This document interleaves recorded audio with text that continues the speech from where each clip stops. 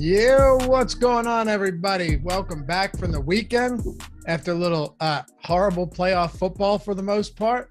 Talking basketball today, right here on the Stokastic.com NBA Deeper Dive presented by No House Advantage. I'm Dave Loughran at Lofty_D on the Twitters, joined by Adam Scherer at Ship My Money DFS, going to guide us through this 7-game slate today. And as you mentioned right before this show started, we just got hit with a landmine for the latest game, highest total on the slate. Pending news right now, going to play a huge role on this one. Yeah, and Josh and I had talked about it this morning, and we were hoping that what just happened wasn't going to happen, but we got Q tags on Steven Adams and John Morant. Was really hoping they would just be ruled out or not. But yeah, it makes for an interesting strategy point. I think that it's something, interesting to talk about when we get to that game, but definitely is going to change the whole slate, because if they do end up being out, you have two of the best plays on the entire slate opening up. If they're in, then those plays aren't particularly good at all. So definitely changes things quite a bit. And I know you got some interesting thoughts on that one. So we'll make sure, as we always do, to leave plenty of time for the last game. Yeah. Yeah, that's just the way we do things around here. But we'll see. It's not like you're getting shoot around reports on them. It's, potential maintenance day, knee soreness, ankle soreness is what we're looking at here. So yeah. I don't really think there's any good way to gauge this. The line moved, sure. The spread was what, -1.5 Memphis to +2, but that could all just be speculation. Total dropped to 1.5. Not a whole lot going on, but we're going to work through every game, starting with the early ones here. We got 2 7s, 2 8s, a 9, and a 10, and a 10:30 game as well. So it's pretty spread out. We're probably not going to have that news until later on in the show. So we'll do what we can to prep you guys for that one and get you set up right. And then, of course, flip the page over to Live Before Lock. They'll take you up till 7 p.m. tip-off. So first things first, Adam, before we get into this game, how does this setup look right now? Let's assume that we have John Morant and Steven Adams. At this point, it's the only thing we can do. We'll talk about both when we get there. But how does it look right now, just from an overall roster construction build perspective, from value to mid-range to the top tier? What are we looking at? Yeah, I mean, so if Morant and Adams were to play, we don't have a ton of good value here. There's a few, there's a couple pieces that will look good. We also are waiting on the LaMelo Ball news, but right now we don't really have a ton of cheap value, but we also don't have a lot to pay up for. We have Giannis at the top, and then nearly a $2,000 or $1,000 gap to Tatum. You have Sabonis and Lillard in the mid 10K range. So it's not, you only have Giannis as far as the true pay up options. No Luka, no Jokic on this one. So it just naturally looks a little bit more balanced.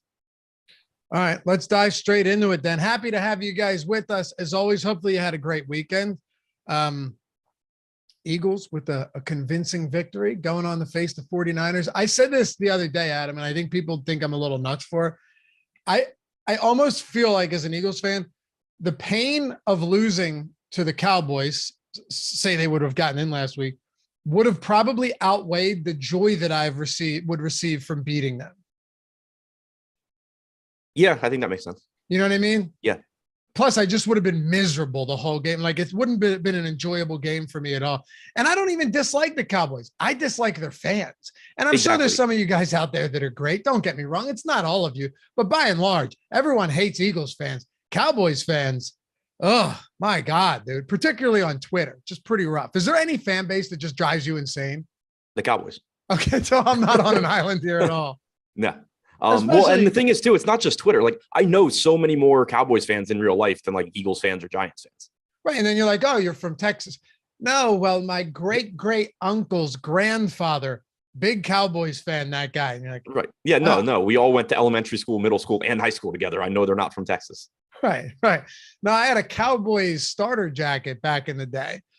Really began to love that team ever since. I was a Cowboys fan for a year when I was 5, just to antagonize my parents. But yeah, that's the thing to do. I was actually a Redskins fan. Yeah, same idea. Jordan looked like, that's crazy. They were the Redskins back then, Jordan. What do you?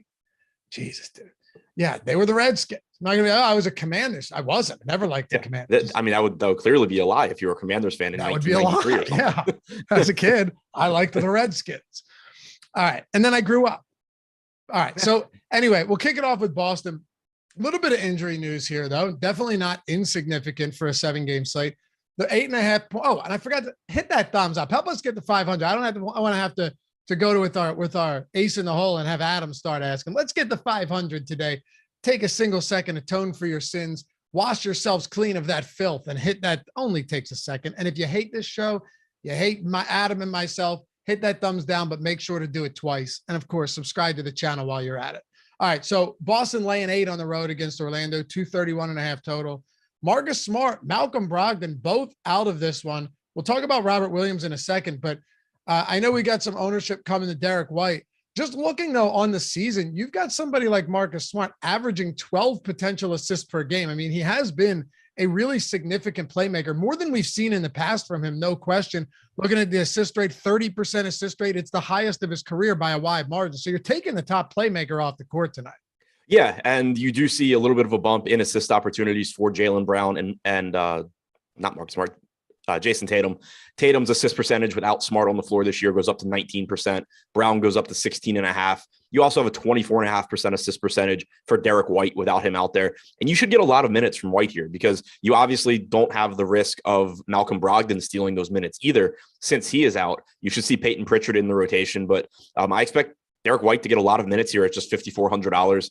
He is pulling 19% ownership on DraftKings, which I think looks good. He's averaged 0.85 DraftKings points per minute in 434 minutes without Smart on the floor. So I agree with the ownership he's getting. Peyton Pritchard pulling 16% as well. He played 26 minutes last game, so Saturday. Actually closed that game alongside Brown, Horford, Brogdon, and Grant Williams. But you saw him get 26 minutes there. And again, they're just short enough in the backcourt now where it's very likely he's at least playing low 20s in minutes at 3,300. It's going to make him look like a good value in addition to, bumping up Jason Tatum and Jaylen Brown's projections. For sure. And CW89, yes, I saw the Cowboys tweet, the official tweet throwing Dak under the bus. I had to go into their account to make sure it was actually them. What a bizarre tweet. Yeah, that was crazy. They're like, hey, we could have won if our quarterback didn't suck. Could you imagine that doesn't make sense. No, not at all. It was just an unbelievably bad tweet. Jerry was for sure in that account, right? Right. That was Jerry for sure. Hey, what if Robert Williams ends up sitting this one out? Any influence there as far as the front court value goes?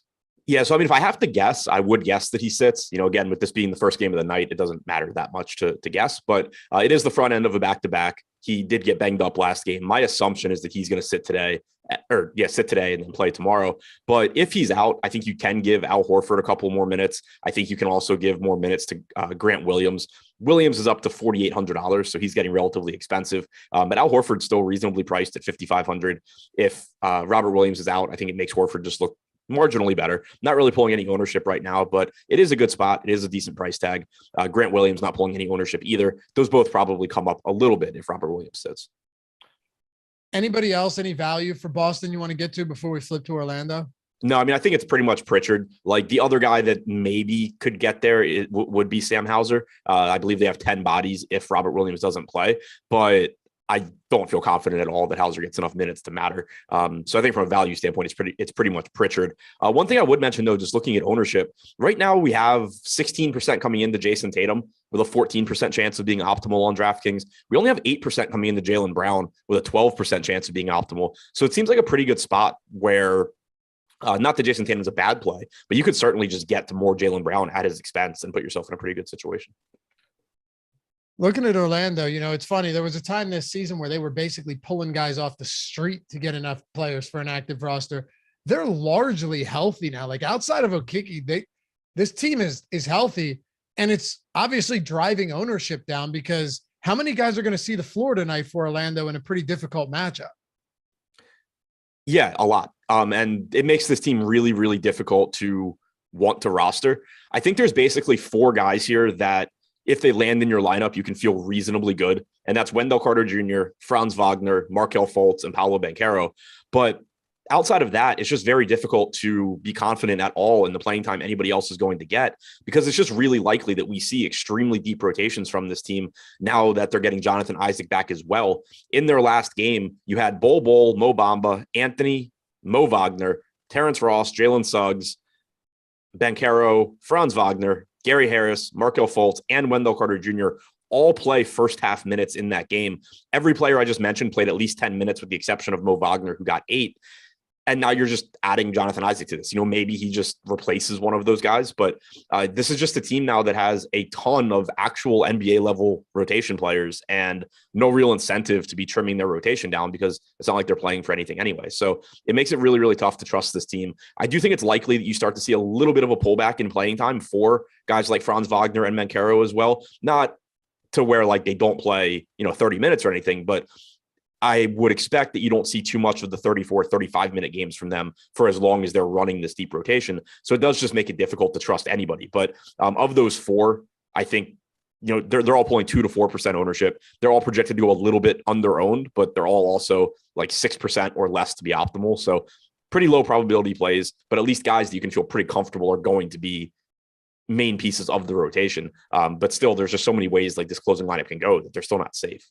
Yeah, I mean, lowest implied total on the slate as well against the Boston Celtics.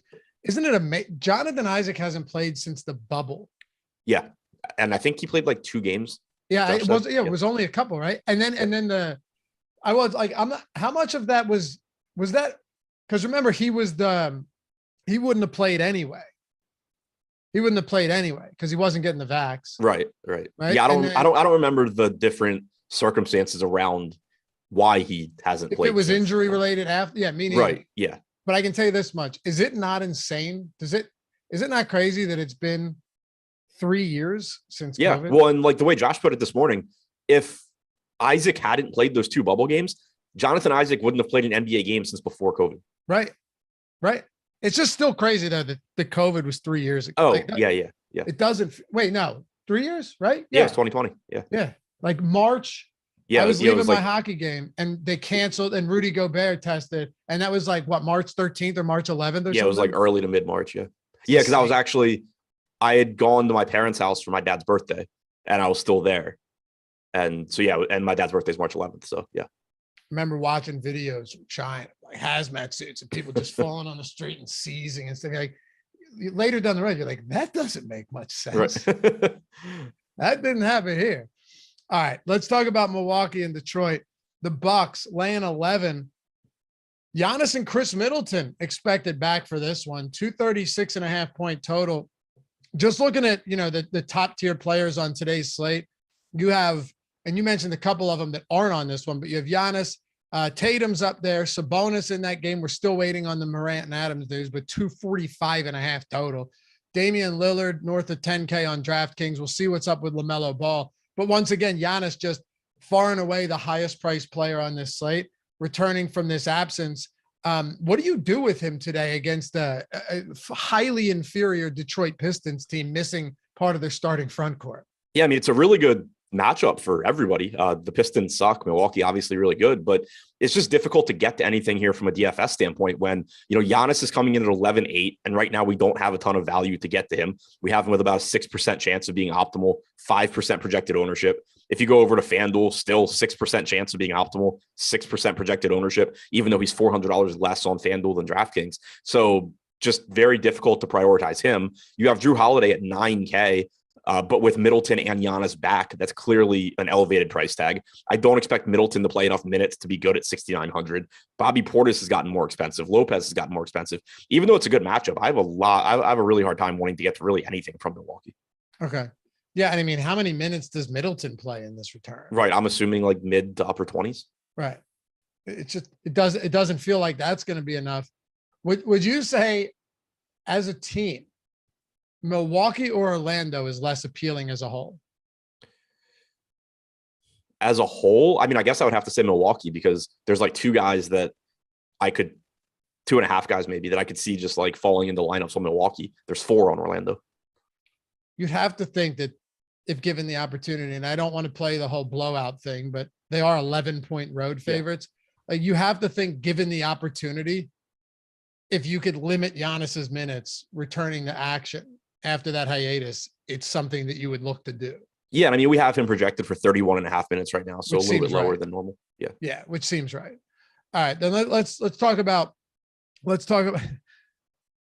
LOL World says, funny, Adam says something about a player and the line moves real quick. How about that, dude? You're influencing the entire prop market. As it should be. That's not happening. All right. Let's talk about Detroit. So huge dogs here, but Isaiah Stewart being out is pretty significant. Jalen Duren returned, came off the bench, played 18 minutes, but now with Stewart out, I know I asked you this before the show, picking your brain here. I know your assumption is that it's just a 1-for-1 swap. We had seen before the Duren injury, we had seen Stewart and Jalen Duren starting alongside each other at times. Do you think there's any possibility that you get like a bigger front court today where both of these guys, like a Noel, enters the lineup? I mean, I think that there's a chance Noel starts, but it would be instead of Duren. Like, Okay. I think you're getting, assuming Killian Hayes plays, I think you're getting Hayes, Ivy, Bogdanovich, and Bay in the starting lineup. Then my assumption is that the starting center is Jalen Duren. If it were Nerlens Noel and they just want to keep Duren in this bench role for conditioning reasons or something, then sure. But yeah, I'm not expecting like Noel and Duren to play next to each other. You wouldn't think so. It doesn't. No, I mean, because Isaiah Stewart can space the floor a little bit. Say that again. Isaiah Stewart can space the floor a little bit. Yeah. Those guys cannot and do not. Yeah, that's also a very valid point there. But Jalen Duren getting more ownership right now than anybody else on the slate. And yeah, to your point, 61% of his field goal attempts are from within 3 feet of the basket. Like, this guy is just not going to space the floor whatsoever. But he is a solid enough rebounder, put back opportunities around the basket. How many minutes do you see him playing today? Because he's cheap, but he's 35% projected own right now. Yeah. So, I mean, my best guess is that you get something like 28 minutes for Duren and then really anywhere from like 12 to 20 from Noel. I don't know if Noel's going to get all the backup center minutes. I don't know if maybe Sadiq Bey gets some of those. But if he starts, I'm expecting around 28 from Duren. That's what we have as well. Obviously, there is some foul risk here going up against a front court where you're just going to have Giannis barreling into the basket the entire game. But assuming he can avoid foul trouble, I expect him to be, in the upper 20s. He's a good point per minute guy.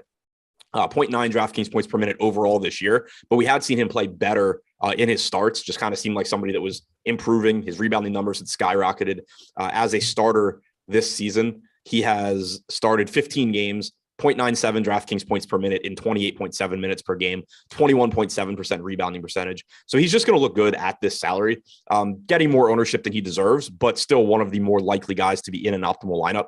Right now on DraftKings, pulling 36% ownership, 21% chance of being optimal. So you can see that like there's probably other routes you could take at center in a given lineup that are going to be profitable. But at the same time, if like 1 out of 5 times he's going to be in the optimal lineup, there's probably some other better spots that you can pivot away from, popular plays. So I think he's a good option, even though he is going a little bit overowned.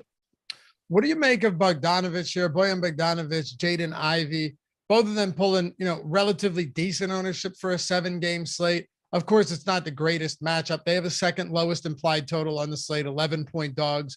But, you're still getting them not popular, but relatively high owned today, given the circumstances. Yeah, so we did just get news from Orlando. Jonathan Isaac will be limited to 8 to 10 minutes. Which is honestly expected. Yeah, I mean, I was expecting like 14 to 16, but like, yeah, same thing. Like you weren't playing Jonathan Isaac anyway. Now you're still not playing Jonathan Isaac. As far as the rest of Detroit goes, Bogdanovich, Ivy look fine. They're both pulling like 11 to 17% ownership. Killian Hayes is questionable at 6,200. So right now he's only projected for 4% ownership. But if he's in, that number almost certainly comes up. He's likely to give you low to mid 30s in minutes as well.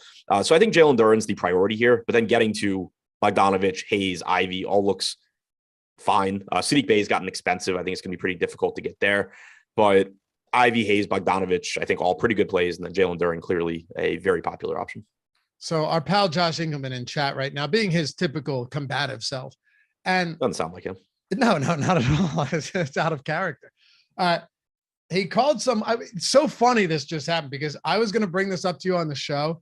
You know how you and I talk about like sometimes this is usually private, but like what are the best insults to call people, like kind of obscure insults that just hit hard, but they're kind of funny. Yeah. He called someone a dope.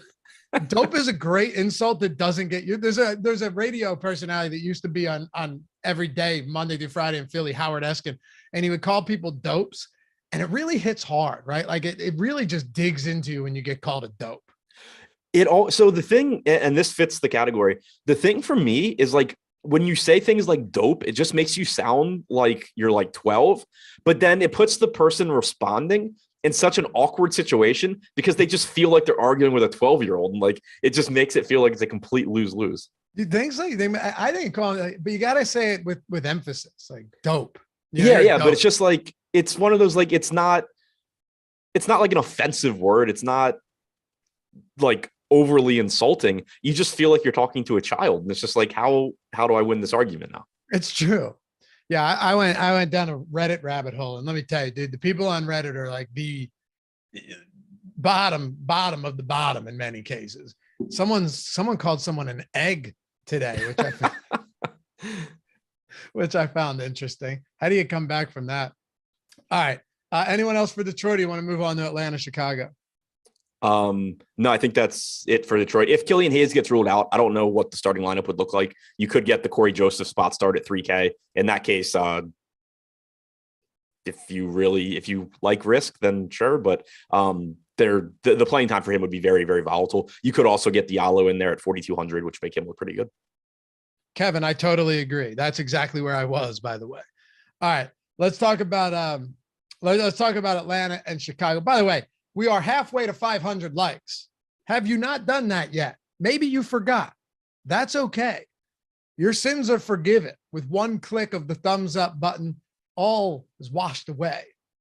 But for real, hit that thumbs up. Get us to 500 here. We don't want to have to sick Adam Scherer on you to use that. We use that only in desperate circumstances. We got 1,700 people right now. There's a few of you out there that, are capable. Atlanta. Let's talk about the Hawks. John Collins, 5,600 today against the Chicago Bulls, 239.5 total here. You're looking at a game as well that 1 point spread too. So it should be highly competitive. Only news here on Okongwu is questionable for this one, but let's start in the front court with John Collins and Clint Capella. So the Okongwu news, I think, is important just because last game we got about 24 minutes apiece from Capella and Okongwu. I think that if Okongwu is out, it increases the chances that you get enough playing time from Capella for him to be pretty appealing at 5,500. If Okongwu is in, there's certainly still a chance you get 26, 27 minutes from Capella, but I think it's riskier. Whereas if he's out, there's not really anything behind him. So I think he would play as many minutes as they're physically going to allow him to play right now. So that is, I think, interesting news to pay attention to. Either way, he's an interesting option in tournaments, but the projection for him probably goes up a bit if Okongwu is out. John Collins pulling 15% ownership at 5,600. Obviously hasn't been very good this year, but that is just a really inexpensive price tag for him. Pretty appealing game environment. He played 33 minutes last game. We've seen the playing time come up a little bit. And then also if Okongwu is out, it doesn't necessarily help Collins, but it certainly doesn't hurt him. It increases the chances that he could get the backup center minutes. Don't know if they would go to him or go to Frank Kaminsky or some combination of both. But if Okongwu is out, at worst, it does nothing. And at best, it helps Collins. Okay. Yeah. And that whole front court right there on DraftKings, at least, is 11,100 combined. What about the starting backcourt between Trae Young and DeJounte Murray? Of course, one of them is $1,000 more expensive in Trae Young. 15% today. Once again, really high total game. Like, should be a lot of points scored, should be competitive. Is Trae Young on a night where you don't actually have that many top tier options, one of the guys you're looking to get to a decent amount? Yeah, I would think so. I mean, he's projected for about 15% ownership. That's where he just showed up for me in Fantasy Cruncher when I kind of just ran a dummy crunch before the show. There's alternatives around him too. I mean, you have John Morant at that price point taking on Sacramento, maybe. But he's obviously going to look good. Damian Lillard's not that much more expensive in a good spot against San Antonio, but Trae certainly looks good here coming off of a game where he just played about 37.5 minutes. DeJounte Murray, $1,000 less expensive. Not as good a fantasy producer, clearly 1.1 DraftKings points per minute compared to 1.3 for Trae Young. You are also getting half the ownership on DeJounte Murray. So in a tournament lineup, if you wanted to make that pivot here and there, I think it's okay. But I would certainly be getting to Trae Young before I'm getting to DeJounte Murray. For sure. I mean, he has an assist rate that is 15% lower this year than it was last year. Yeah. Massive. Assist rates down, or rebound rates down 5%, but not to say it's a surprise. It's just it's underwhelming playing alongside Trey. Anyone else we haven't hit on for Atlanta? I think from a tournament pivot standpoint, there's a couple pieces here that are interesting. You can't really feel that confident in them, but you have a $5,100 Bogdan Bogdanovic and a $5,200 DeAndre Hunter. Hunter's projected for 5% ownership. Bogdanovic projected for 4%. Neither one, like I said, you're not going to feel very comfortable. Neither one's very exciting. But the reason I'm mentioning them, we haven't gotten there yet, but you're going to be getting a lot of ownership on this slate, at least with the way things look right now, coming into a 5K KJ Martin Jr., $4,900 Malik Beasley. There's a couple other guys in that range as well that are just, even though they do project a bit better than Bogdanovic and Hunter, they're probably getting a little bit more ownership than they should relative to them. So I just wanted to point them out as guys to keep in mind if, you do want to make a pivot away at what is probably the weakest position on the slate right now. If you look at like the way optimal roster construction is at the moment, it's kind of just going to that 5K range at like the small forward spot and the forward spot on DraftKings. And so I think that these two could be just useful ways to be different in tournaments. On the Chicago side, 1-point favorites. You look at our boom bust tool, which, by the way, 5 free days for those of you guys looking to get in on the action, free of charge, free of literally anything. Links in the description. Jordan will throw that in chat as well. You're talking 5 free days for a sport that happens every day. Unlike football, where you have to time it perfectly, even in the regular season, not here. You get in any day of the week. Right now, for example, you're getting 5 days straight of NBA tools, everything we have, from the brand new NBA lineup generator, which is awesome, the lineup builder, for those of you hand building, playing only a few lineups, the boom bust tool, player projections, ownership projections, you name it, all the projected stats and data down the line. Every single tool that we've got to offer is free for 5 days. The hope here is that you use it, right? You win, you're taking advantage of tools, even if you're a lower stakes player, saying, all right, it's free, I'm going to do it regardless of what stakes I'm playing. And then you win, and then you stick around. That's the hope. You join our Discord, you join the Stokastic family. But even if you don't, we'll refund your misery at the end, which is $0 in the event that you decide it's not for you. So check it out. Links in the description and in the chat. 5 free days, every single one of those days free. All of our tools for NBA for each and every one of them. But with Chicago, the highest optimal percentage is 13% going to DeMar DeRozan. And then the highest leverage score, you have to scroll all the way down to 2.6% to get to Zach LaVine on a night like this. Yeah, no Robert Williams tonight for Boston. Okay. For Chicago, though, it's really weird pricing here. DeRozan has been the most expensive of the main 3 guys all season long, or at least most of the season. And now he's the least expensive on DraftKings at 8,900, 1.17 DraftKings points per minute for him this year. LaVine's at 1.1, Vooch at 1.16, but center only. So really just doesn't make any sense for DeRozan to be the cheapest of the group. And then on FanDuel, you have him pulling 53% ownership, but it's because he is somehow $8,000, which is just a completely broken price tag. So a 43% chance of an 8K player being optimal is just really, really high and makes it look pretty obvious that DeRozan's one of the best plays on FanDuel, but I think also a very good play on DraftKings. Beyond him, though, I don't really have much from this team. If you want to roll the dice on a Vooch or a LaVine in tournaments, obviously they're capable of putting up really big games, but they are very expensive here. Patrick Williams falls into that small forward category of guys, not getting a lot of ownership, that you're giving up a little bit in the way of medium projection, but certainly have the same range of outcomes as guys like KJ Martin. Ayo Dosunmu at 3,500, 7% owned. You can't really expect anything out of him, but that is a cheap price tag for somebody likely to play around 30 minutes. But as far as priorities go, I think it's pretty much DeRozan and moving on from Chicago. 91 on Vooch, 96 on LaVine today. Yeah, very healthy price tags. Another insult that I adopted from some British lads that I heard. What's Muppet.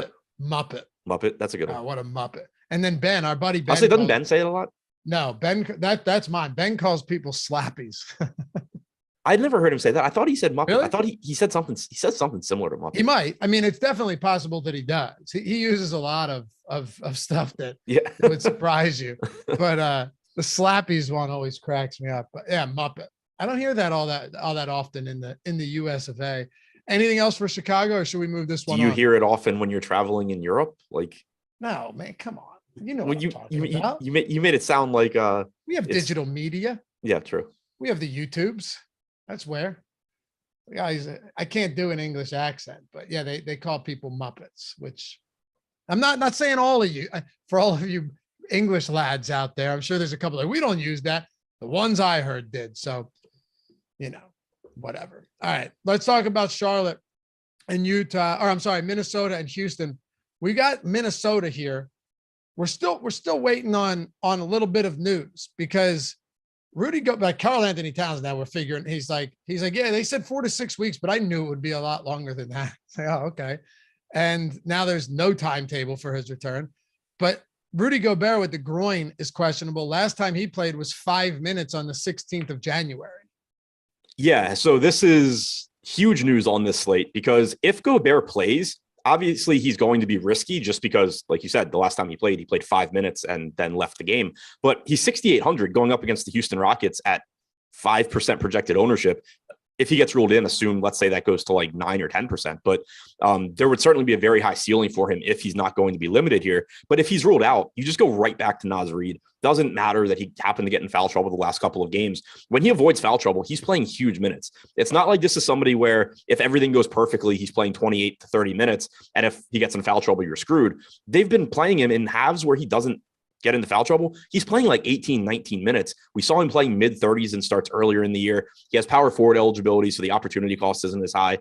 He's just going to be one of, if not the highest owned players on the slate if Gobert is out, and for perfectly good reason. The rest of the starters are going to look okay as well.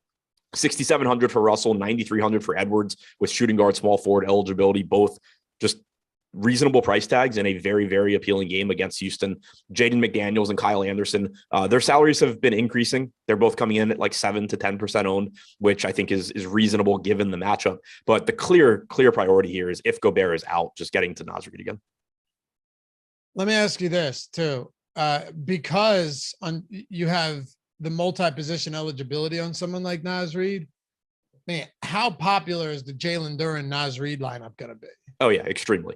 On FanDuel, I think Reid is center only. I'm double checking that now. So it does change things a bit if that's the case, which he is only center. Yeah, he's center only at 5,800. So like on FanDuel, he'd be a good play, but there's a chance that he comes in. There's a better chance on FanDuel that you get a situation if Gobert is out where it's like Reid's obviously a really good play, but you can just like completely flip your lineup and just be different by going to like a different center, hoping he beats Reid by 20 or 30 fantasy points if it's somebody like you're paying up for. Whereas on DraftKings, because he has power forward and center, it becomes a lot more difficult to do that because it's not that like 1 versus 1 switch. It's like if Reid plays well, then he's just going to be in the winning lineup. Whereas on FanDuel, he can play well, but there's going to be instances where, you know, he plays well and scores 30 or 35 fantasy points, but other center scores like 55, 60, and it's actually hurtful to have Reid. So that's why I think it potentially gets more interesting to consider getting away from him on FanDuel. Whereas on DraftKings, if Gobert's out, it's probably just putting him in everywhere. Okay. Along with Duren though, like you're perfectly fine just getting different elsewhere. I mean, yes and no. Like, yes, if I'm able to do that, sure. But also, you know, maybe I end up just playing Reid and not Duren. Right. Like I think Reid would be a better play than Duren. Killian Hayes is out. I did not want that to happen. Mainly because I just didn't want to try and figure out what to do with Corey Joseph or other shitty Pistons. Well, we do have live before lock coming up. They'll have a little bit more time to prep for that situation. But if we were to just hit the rewind button for a second, now that Killian Hayes is out. So you've got no Hayes, no Stewart in the starting lineup today. Initial thoughts here, given that he's sidelined? More playmaking for Jaden Ivey. Without Hayes on the floor this year, 26.7% assist percentage, 25.1% usage rate. And then the starter, my guess would be it's either Corey Joseph or Amadou Diallo. Could go a different route, but those are my first two guesses. With Hayes on the floor this year, 0.9 DraftKings points per minute for Ivy. Usage rate is nearly 2 points lower. Assist percentage is about 7 points lower. So certainly looks like a nice bump for him. All right. Talk about Houston. Şengün is just killing it, right? I love this guy, man. I love this guy. Now you got Kevin Porter out. You know, in the 6 games that Şengün has played without Porter, he's got a 30% assist rate. Yeah. There's two things. Number. Yeah. There's two things really working in his favor right now. One is that Porter is out.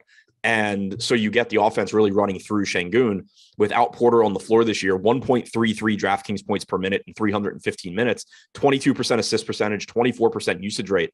But the other thing is that even prior to Porter's injury, we had seen in games where foul trouble wasn't an issue, Bruno Fernando get bumped out of the rotation. And the result is that Şengün had gone from playing like 27, 28 minutes to playing low to mid 30s when he's not in foul trouble. So now you have him playing way more minutes and producing at a higher rate. So it's a situation where you're like, yeah, that salary is increasing, but it absolutely should be just based on the playing time, not to mention him putting up bigger numbers. So he's going to look really good here. Would look better if Gobert is out. It's not a situation where I'm like not playing Şengün if Gobert is in, but certainly would prefer him against the Naz Reid and Luka Garza front court.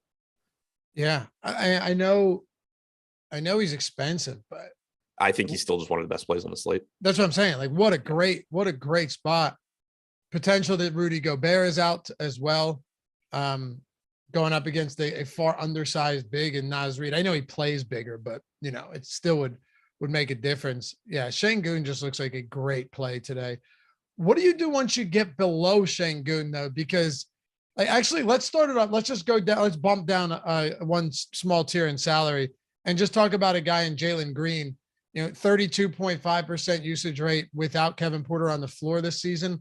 But, he's also and also Minnesota allowing the second highest 3-point percentage to opponents. He's volatile because you need him to score, but there's always the chance that the guy's going out there and ripping off 12 3-point attempts. They just need to go in. Yeah, I love the lack of ownership coming into him for large field tournaments. 4%. Yeah, it's not somebody that I'm particularly likely to get to in small field, which is what I'm primarily playing, but in large field, like he makes a lot of sense just because of that volatility. Like you said, he's only averaged 1.03 DraftKings points per minute without Porter on the floor, but he has a 32.5% usage rate. He's going to take the shots. And if they go down, he also can play more minutes. If he's playing well, there's nothing stopping him from playing 37, 38 minutes, even though on average, you're probably getting 34 or 35. So the ceiling for him is just really, really appealing. The reason that the ownership isn't higher is one, that, on average, he's basically a fantasy point per minute guy. And at 7,800, that's not super enticing, but also that he's only shooting guard on DraftKings. So you have just a little bit, less flexibility and it makes it difficult to get there. But at 4% ownership, just the raw ceiling he has becomes very appealing here. It really does. I know you'd be paying a decent amount to get Şengün and Green in the same lineup, but are you cool with that too? Yeah, no issues. I don't see why not. I mean, Şengün is the playmaker right now, particularly with Porter off. Might sprinkle on the Şengün triple-double prop today. Yeah, what do you think it is? What's the line at? What? What's the line? Yeah, that's what I'm saying. Just take a guess. Plus 350. Plus 1,100 on a Şengün triple-double. Seems good. It seems pretty decent, right? I mean, yeah. What do we have him with Porter out? So we have him at 20 points, 11 rebounds, 5.5 assists. So okay. Yeah. Run hot on assists. What's that? I said, so just run hot on assists. Yeah, pretty much. Hopefully all of them go to Jalen Green. Welcome to Team Stokastic, Jason. Nice to have you, man. The badge looks good. Get the free super chats each month, the custom emojis, the sweet badges, all that good stuff. You can join right down there. Oh, and while you're doing it, hit that thumbs up. 120 likes to 500. Then I'll shut my mouth for the rest of the show. Well, about that at least. All right. Anybody else for Houston you want to talk about? Namely, KJ Martin pulling a lot of ownership right now. Yeah, KJ Martin's pulling a lot. And I mentioned it earlier. He's showing up in optimal lineups. He's 5K, good game, should play 30 minutes or so. He's just going to fit easily into lineups. So I think he's a good play, but there's also just a lot of guys around him that are similarly priced and lower owned, where it's a pretty easy pivot spot within an individual tournament lineup. If you do, if you are going to a popular Şengün, you're going to Duran, you're going to Reid if Gobert is out, guys like that. Just moving some of this KJ Martin ownership to other guys makes some sense just to be different, but certainly looks like a good point per dollar value. Tari Eason at 30. We do have Jabari Smith questionable. He's 5,200. If he plays, I'm actually interested in him as a potential pivot away from KJ Martin as well. He's just shy of a fantasy point per minute guy without Kevin Porter Jr. on the floor. If Smith's out, you should get increased playing time for some combination of Jayshawn Tate and Tari Eason. We got the start for Eason last game in Smith's place. He played 27 minutes. That would make him look really good at his price. Jayshawn Tate played 21 off the bench. So if you get Smith out and Tari Eason starting at 3,800, that's going to be another very popular, very good value. He's about a 1.1 fantasy point per minute guy. Jayshawn Tate, 4,100, point guard and small forward eligible, potentially playing more minutes as well if Jabari's out. All right. No news. We're in good shape. Okay. We're in good shape. Greg Ehrenberg, Eric Lindquist coming up in 20 minutes, taking you up to lock. Also, the overlay right now at No House Advantage, 16% full, 16%. Ooh, guess what the assist prop on Şengün over at No House Advantage right now is 3.5. 3.5 for Şengün. I mean, that just seems like you plug it in the top spot, you go about your business elsewhere. The props are static. They don't change. It's insane the amount of the amount of advantage you can take of the what am I talking about?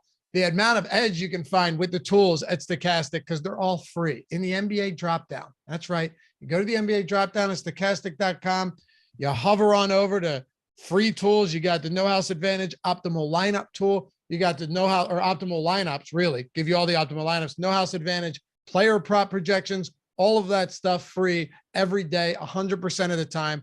And if you use the link in the description that we've got, or the one that Jordan's throwing in the chat, up to $100 first match deposit bonus.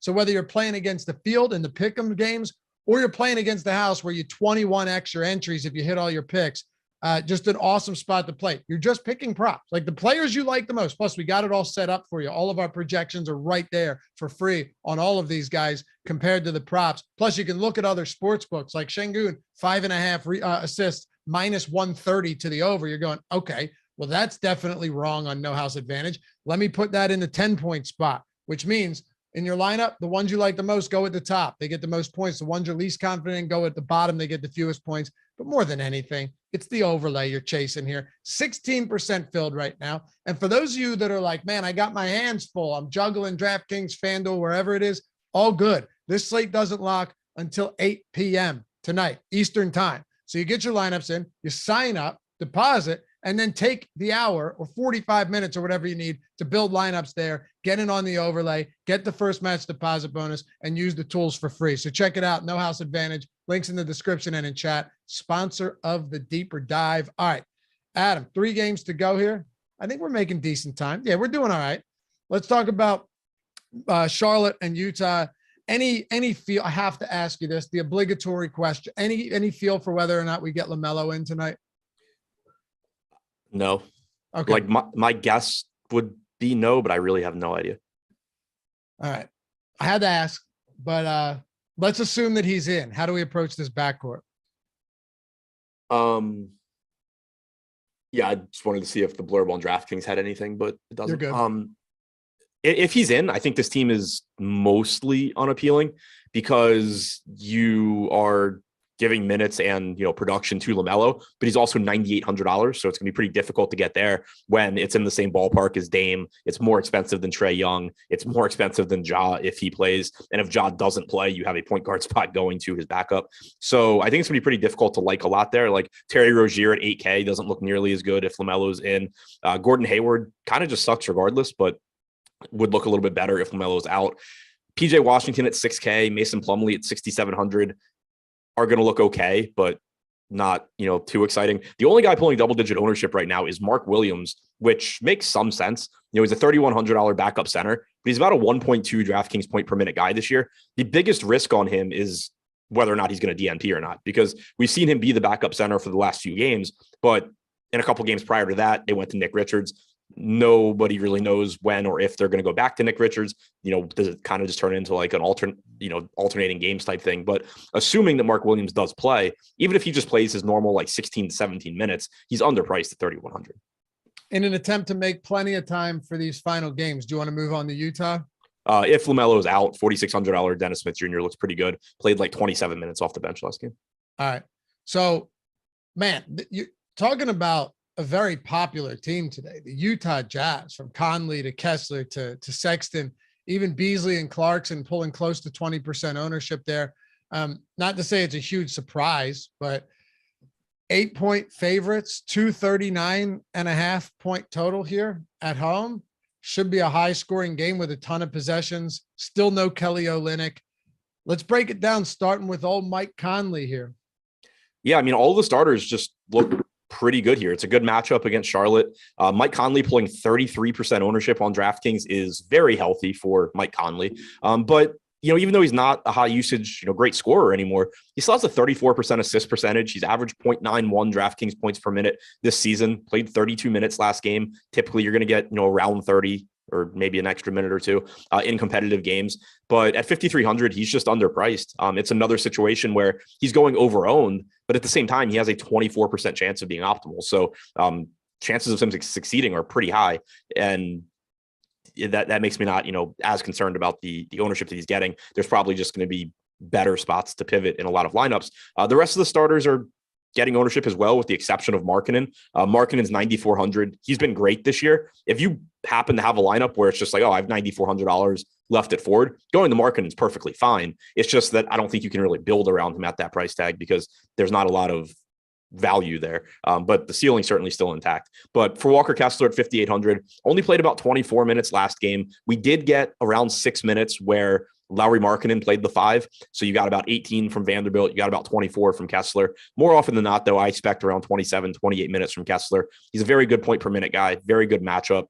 Happy to get to him here. Clarkson looks good at 6,800. Beasley's another one of those, right around 5K small forward options that is pulling a bunch of ownership. And assuming he remains in the starting lineup, you can expect him to play 30 to 32 minutes in a good spot. So that ownership makes sense.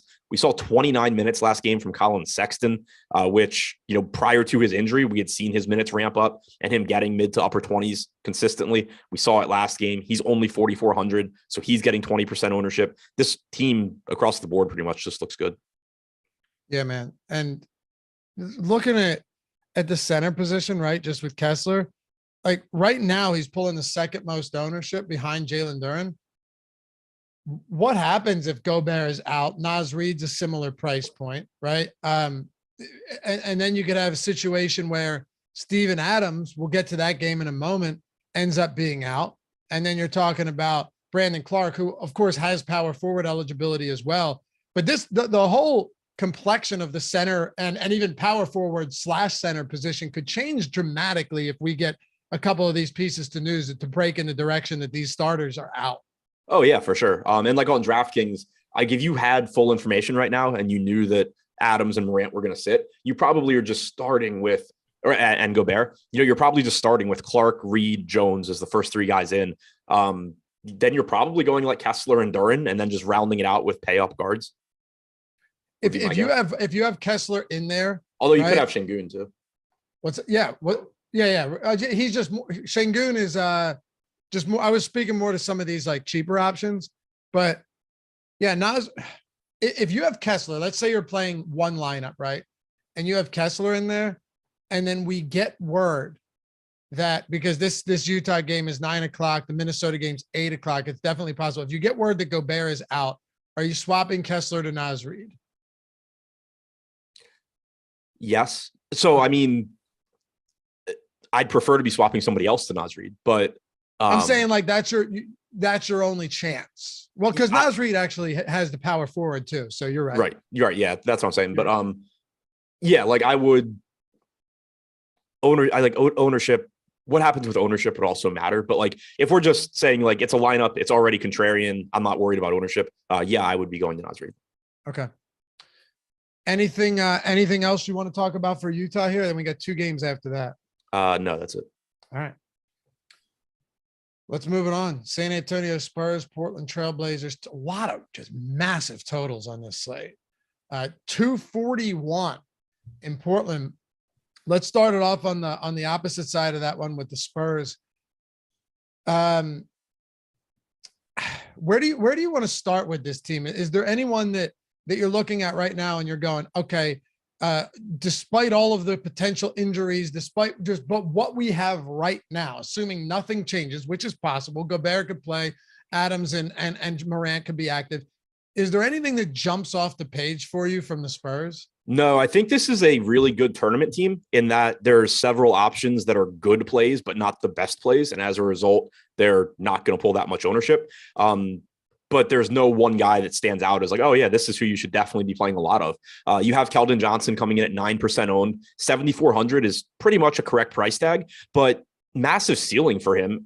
He's got a 30.7% usage rate. He's averaged 1.1 DraftKings points per minute without Devin Vassell on the floor this year. And when you think about roster construction, if everybody's going to be using their forward spots on Malik Beasley, KJ Martin, just guys in that price range, getting up to Keldon Johnson and then paying down somewhere else is a way to be contrarian while still maintaining a lot of upside in your lineup. So makes sense in that regard. But again, from like an optimal lineup standpoint, you're paying down at forward and paying up for these other spots. So that's why he's not getting more ownership. Trey Jones pulling 10% at 6,300, fantasy point per minute guy in a pretty good matchup that should play around 30 minutes. Jakob Poeltl looks like a very interesting center pivot. If you're going to have a bunch of ownership coming into Walker Kessler for $400 less, and then only 7% coming into Jakob Poeltl, on average, Poeltl's going to play around 26 minutes. He's averaged 1.28 DraftKings points per minute without Devin Vassell on the floor. Walker Kessler is a little bit lower than that in terms of points per minute. On average, plays a couple more minutes. They're really similar plays. I'm not sure why one is getting, half the ownership of the other. So I think that's an interesting spot to get to in tournaments. Similarly, in non-Poeltl lineups, Zach Collins at 3,800 playing the backup center minutes. He's a 1.0 or 1.07 DraftKings point per minute guy without Vassell. Not the worst spot to gamble in tournaments and just hope that you get some Jakob Poeltl foul trouble. Jeremy Sohan's pulling 10% ownership, $4,600 forward. Again, just a really useful price point for that position, but none of these guys are the top plays at their respective salaries or positions. And that's why you're just not going to get that much ownership, which makes them pretty appealing options in tournaments, given that this game does still have a massive total and it's a good spot. Yeah, it's a great point on Poeltl at that ownership. If you were to say your favorite tournament plays, like top 3 tournament plays from San Antonio, how would you prioritize them? Poeltl, Keldon, and probably Sohan, just because right now, and that would change if we get Naz Reid and or Brandon Clark at power forward. But right now, I think the Ford chalk, while they're good, they're certainly not the best fantasy players. And so I just really like the idea of pivoting to lower owned guys there. So Sohan would be my third. All right. On the Portland side, I gotta love it. 20+% owned Josh Hart. Yeah, another perfect example. $5,100 Ford projects well, projects well. But the real reason he's getting so much ownership is that it's just such an easy spot to spend down because you don't really have great forward options to get to, whereas you do have a lot of guards that you like. You have a lot of centers that look really good. So it's just another one where Josh Hart's a really good play. Do I think he's 4 times better than say like DeAndre Hunter? Definitely not. But if it's a lineup where you already have a contrarian player or two and you're not worried about ownership, then by all means, Josh Hart looks good. Should play low to mid 30s here. And there's always just 1,000 ways he can fail, though, to your original point. Like he has a 12% usage rate. Yeah, exactly. Like it shouldn't surprise anybody if Josh Hart just gets like 25 fantasy points. And it's just like, all right, cool. That did absolutely nothing to help my lineup. But, he does project as a good point per dollar option. Dame coming in at 10-1 certainly looks good. 20% ownership, played 40 minutes last game. You're typically getting upper 30s from him. Anthony Simons and Jeremy Grant, they both see a drop in production when Lillard is playing, but they're both also playing 35 plus minutes consistently and reasonably priced. Yusuf Nurkic is a pretty appealing tournament option here. Did absolutely nothing last game, played like 16 minutes, but he's 7K getting 5% ownership. It's just another spot that I think you can pivot to in tournaments and have a really high ceiling in a good spot here. All right. Anybody else for the Blazers? Eubanks is like the obligatory backup center mentioned, but he's not as good a point per minute guy as say Mark Williams or Zach Collins. So I think he's a little bit less appealing. All right. We left ourselves time to talk about Memphis. Before we do though, you guys who stick around for Lie Before Like, I suggest all of you do so, are going to see the Stokastic Hall of Fame. Jordan, do we have the new one up with all the huge wins? Yeah, we're good. Okay. The one we just did? All right. Yeah, just some monster wins in that one. Adam, you saw a ton of them that got tweeted to us throughout the week. Maybe you're saying, I'm using the avatar. I'm not up there yet. I'd love to use these tools, but I'm not playing large enough stakes. Or maybe you are, but you just want the tools and you want to do it with very little risk to yourself. Well, you're in luck, because if BetMGM is available to you, right, in your state, BetMGM, the link's in the description, the link is in chat, or it should be, Jordan. It will be in chat. You're getting if you have $10 and 2 minutes of time, I say that with all sincerity, 10 minutes, 2 minutes of your time, you sign up, you take that $10 when you sign up using the link, you put it on any bet. All right. Don't do like odds boost and try and get wild with it. Put it on a straight bet or a prop or something like that. After that settles, you're getting 2 months of Stokastic Plus Platinum. Every single tool we have, not just for basketball. I'm talking MMA, PGA, NFL, NHL, everything across the board. If there's contests out there on these sites, we've got content tools, every tool imaginable for them. It's a $240 value. You're getting it for $10. That's it. $10. You sign up, you throw a bet down. When that settles, you're in the door and you're in our Discord for 2 months. And if you hate it, you can bounce.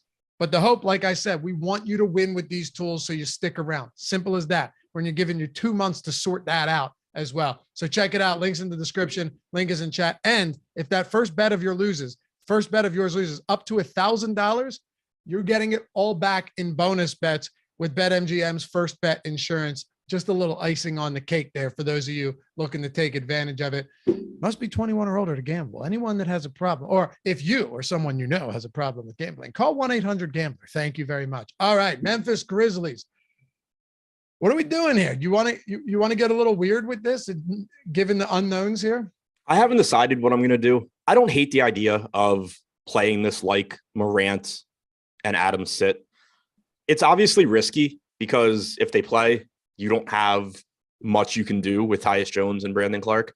You could potentially get some of your Brandon Clark to Keegan Murray. You can potentially can't really do anything with Tyus Jones. So it's really risky, but the potential payoffs are really good because if you get Morant and Clark and Adams ruled out, Jones and Clark are two of the absolute best plays on the entire slate.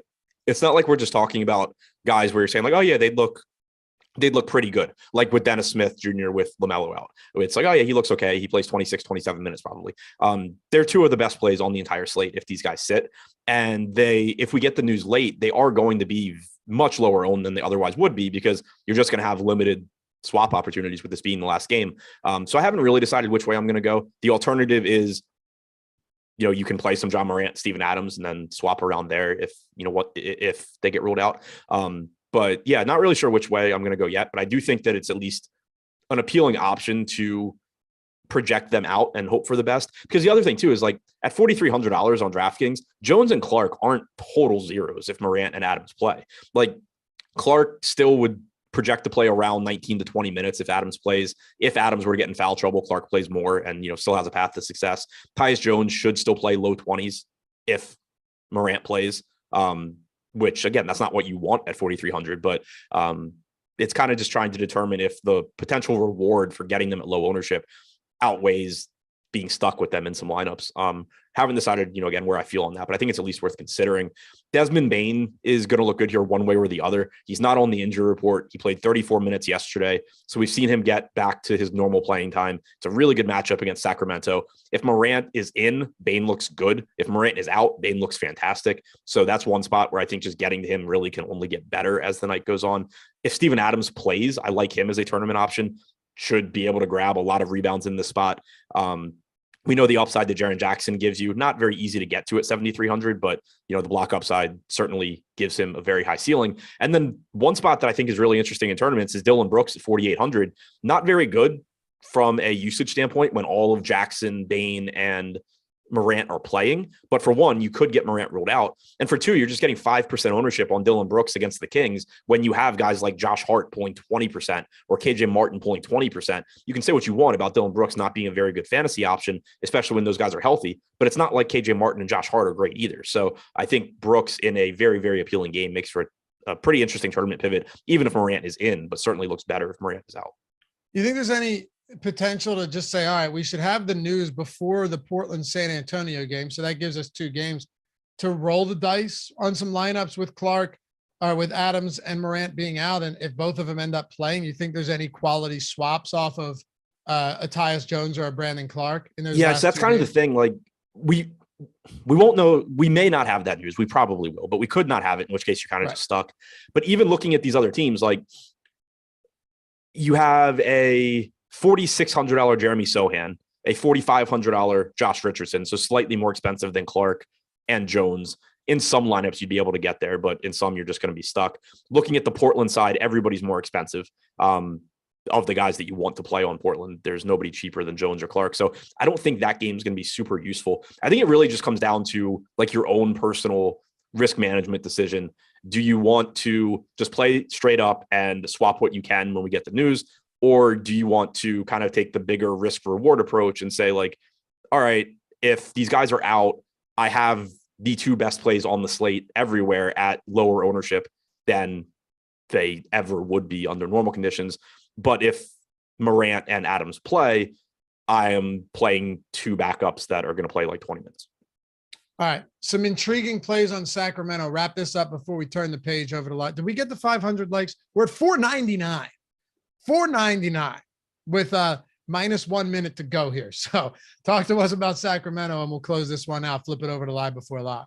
Yeah. So another appealing spot to get to, just because it's in the same game, not quite as much ownership overall as some other spots, but Keegan Murray pulling 34%. He's been playing a lot of minutes recently and the salary just hasn't moved. So that ownership I think makes sense. And that is someone that if like, you're probably just going to have a lot of Keegan Murray. And if Steven Adams gets ruled out, you can very easily turn him into Brandon Clark for $100 less on DraftKings. Kevin Huerter's pulling 20% ownership. Harrison Barnes pulling 9%. We've just seen more playing time for the starters recently. That has hurt Malik Monk. He's 4K. He's played like 20, 15, 12, 15, and 15 minutes in his last 5. Still somebody where if he gets hot, you can certainly see him run into a big game. But the increased playing time for Huerter and Murray and Barnes has not been great for Malik Monk. He is a potential pivot. If you go the Tyus Jones route and then John Morant plays, you could swap some of him to Monk and just, hope to get lucky there. But I think that Keegan Murray's the clear priority here, followed by a $5,500 Huerter. Sabonis and Fox, you're always going to be happy to get to those guys. 11% coming into Fox, 7% coming into Sabonis because he is center only. But again, just a pretty appealing team to get to in what should be a very high scoring game. The boys, Greg Ehrenberg, Eric Lindquist, coming up next, right after a little Stokastic Hall of Fame action. Induct you fine people and give out some Stokastic Plus Platinum memberships along the way. 626 likes. You guys crushed. Appreciate you. Means a lot. Good luck tonight. We'll catch you back here for the next one. Follow Adam at Ship My Money DFS, me at Lafayette_D. And as always, say hello to Jordan Klein for producing this one. Man of very few words. We'll see you back here tomorrow. Peace.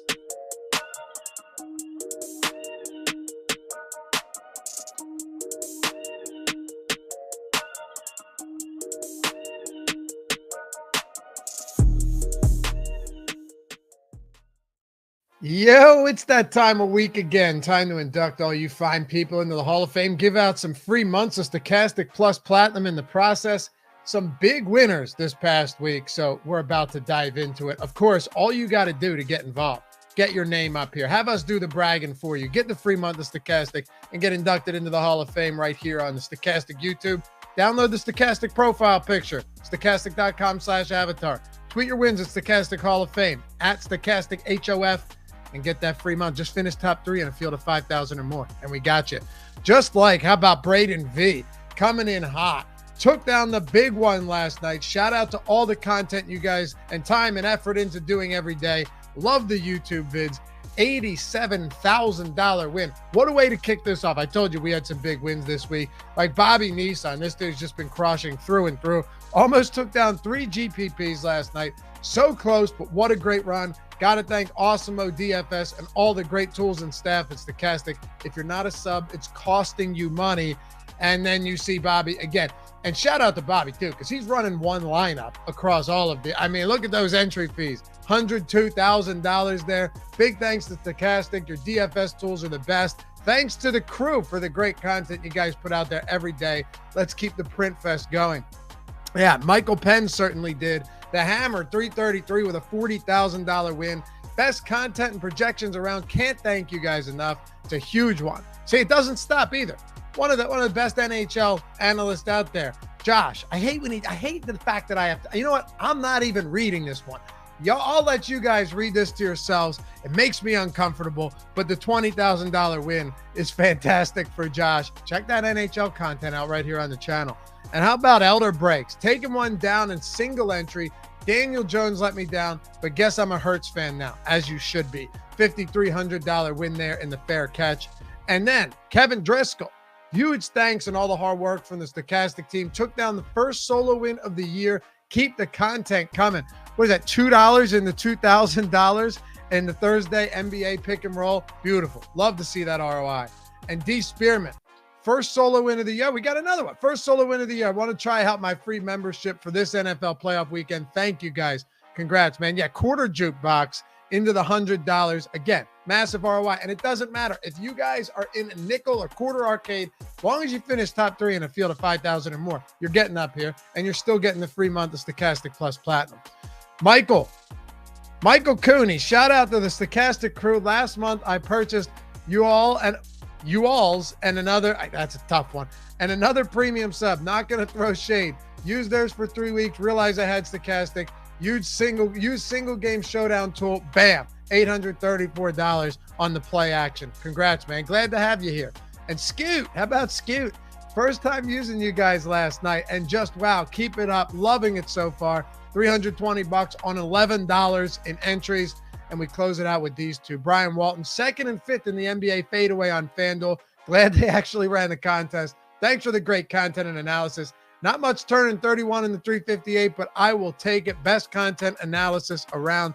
Thanks, Brian. And lastly, Andrew Hannon, thanks to all the hard work and people in front of the camera and behind the scenes at Stokastic. Never placed in the top 100 of the mini-max before. Now I have 4. This is crazy. New best for me. 3rd place, $250. Remember, at Stokastic Hall of Fame, shoot your wins to us with the screenshot. Rock the Stokastic avatar. Get up here and get your free month of Stokastic Plus Platinum.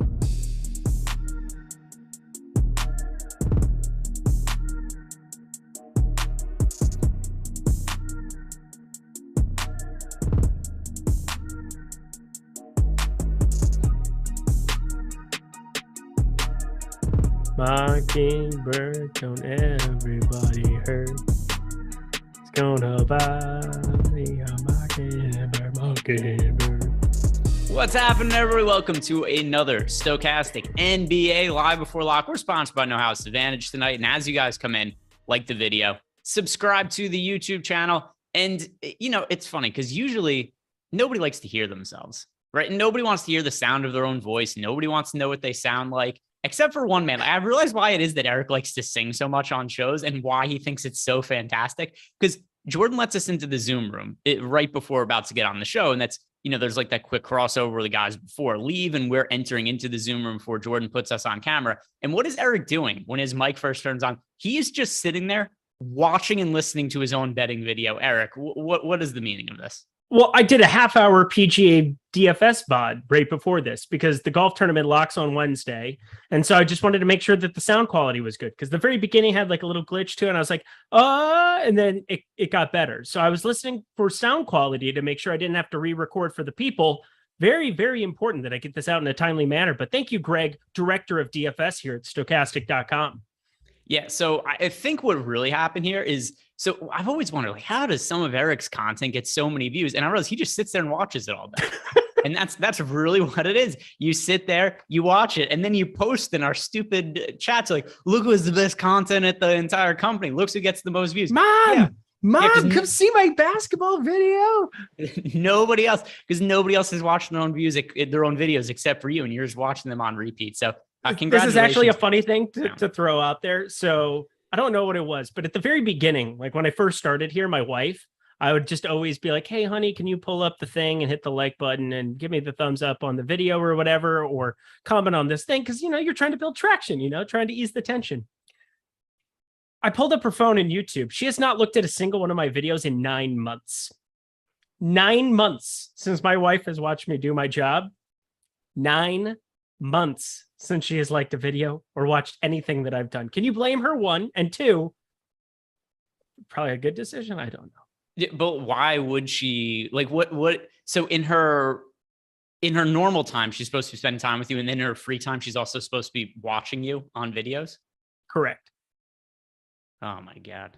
Yeah, this is it. This is a disaster. Over under 2.5 years. Jordan, throw the we're over one, baby.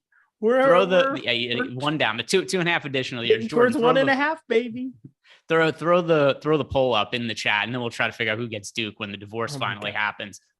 It's gonna be that is not a good joke. That is a dark, bleak joke right there. I mean, maybe just Duke goes to Jordan. Who knows? Who knows? Jordan would be all right with that. Duke would be happier with it too. Duke loves Jordan. He does the ear flap thing. Jordan goes up and does like this little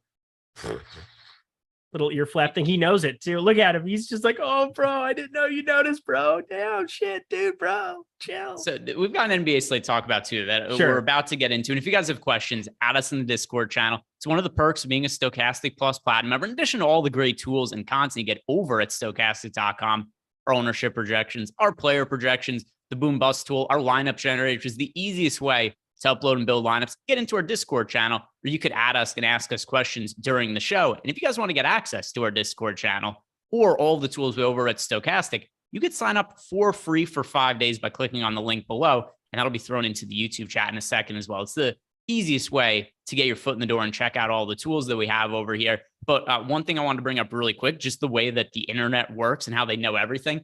Ever since you started bringing Duke onto some of the shows when your wife was away and he was sitting there hanging out with you, every time I go onto YouTube now, my immediate recommended YouTube videos are Bernice Mountain Dog videos. Like puppy eats his first bone. But I mean, is that? By the way, I do enjoy it. I click on them from time to time. That's how I start a lot of my days. But it's very creepy that the algorithm's able to pick up on some of that stuff as well. Wild. It's wild. Here's the thing, though. There's really nowhere to go with this conversation other than that's adorable. I like you and Duke likes you too. So let's start talking about the slate and just the abundance of injuries that we have, because as of right now, it's not just there's a bunch of players, it's key players that could massively shape the slate. Memphis, John Morant, and Steven Adams are both questionable. LaMelo Ball is questionable for Charlotte. For Minnesota, your guy Rudy Gobert is questionable, as well as Taurean Prince. Then, a little bit less of a note, but Jabari Smith Jr., if he's out, that could open up some additional value for Houston. So I just want to start by asking, which of these injuries is going to be most important for your lineups? And is there anything that you have like a particular lean on with it? Yeah, so let's just go to the last game of the night. Memphis, Sacramento, 245.5 total. And we've talked about it multiple times on the show. Tyus Jones, when you have no John Morant, you just play 100% of them and you figure out the rest. He's always priced like a backup because he is a backup 90% of the time. But the times that he starts at 4,300, he's a lock button type play. I would want 100% of him. You have the best game environment. They're 2-point dogs as it is right now. That's shifted because you do get John Morant, Steven Adams. To answer the second part of your question, I do believe that they sit. So I'm leaning and building my lineups as if they're out. That leads me to Desmond Bane, Jaren Jackson, and 100% Tyus Jones as it stands right now. I think I want to take that down a little bit because there's a lot of risk to inherit by doing something like that. But it's the last game of the night. I don't know when that news drops. And we do have San Antonio and Portland to be able to shift some of the stuff to. And I think just working with some of the salaries before the show started, whether it's Trey Jones, Josh Hart, there's some pieces that I'm okay just landing on that aren't that hard to get up $800 for, $1,000 for. Jaren Jackson is more expensive than the likes of Keldon Johnson, Yusuf Nurkic. And then you go on the bottom end of that and you have guys like Tyus Jones where I can upgrade them to pieces from that game too. So as long as they don't get ruled out at like 10:15 p.m. Eastern time, I should be able to utilize that time to be able to get onto some San Antonio, Portland. Yeah. And I mean, that is a spot clearly with John Morant where if he's out, it's going to create a whole bunch of value. And probably because of the start of the game, value people wouldn't be on in quite the same way, kind of similar to the other day when there was the Nikola Jokic slate. Jokic was questionable. Actually, the last couple, Nikola Jokic questionable, ends up getting ruled out. And then there's just a bunch of players who ended up picking up, not as much ownership as they otherwise would have. The primary one being, what was it, Friday, I think Denver played. And Jokic got ruled out well after lock. And then you had Jamal Murray ended up being modestly owned, Michael Porter Jr., Aaron Gordon, guys that should have been massively popular that just didn't really end up being. So I'm with you. I want to try to reserve lineup spots to make sure I have the ability to make some swaps. And, if we do see John Morant ruled out, all these guys are going to be under-owned. And the ones that would stand out the most, obviously Tyus Jones, you mentioned him before, but then in addition, Dylan Brooks, If John Morant plays, I wouldn't want to play Dylan Brooks at all. I'd play a bunch of Dylan Brooks if Morant is out. Jaren Jackson Jr., he's an upside play. You mentioned Desmond Bane is another guy to get to. But also, in the same vein, the first game of the slate has some value because for the Detroit Pistons, we just found out that Killian Hayes is not going to be playing. So here's something that I've struggled with, and it's always hard on these kind of slates.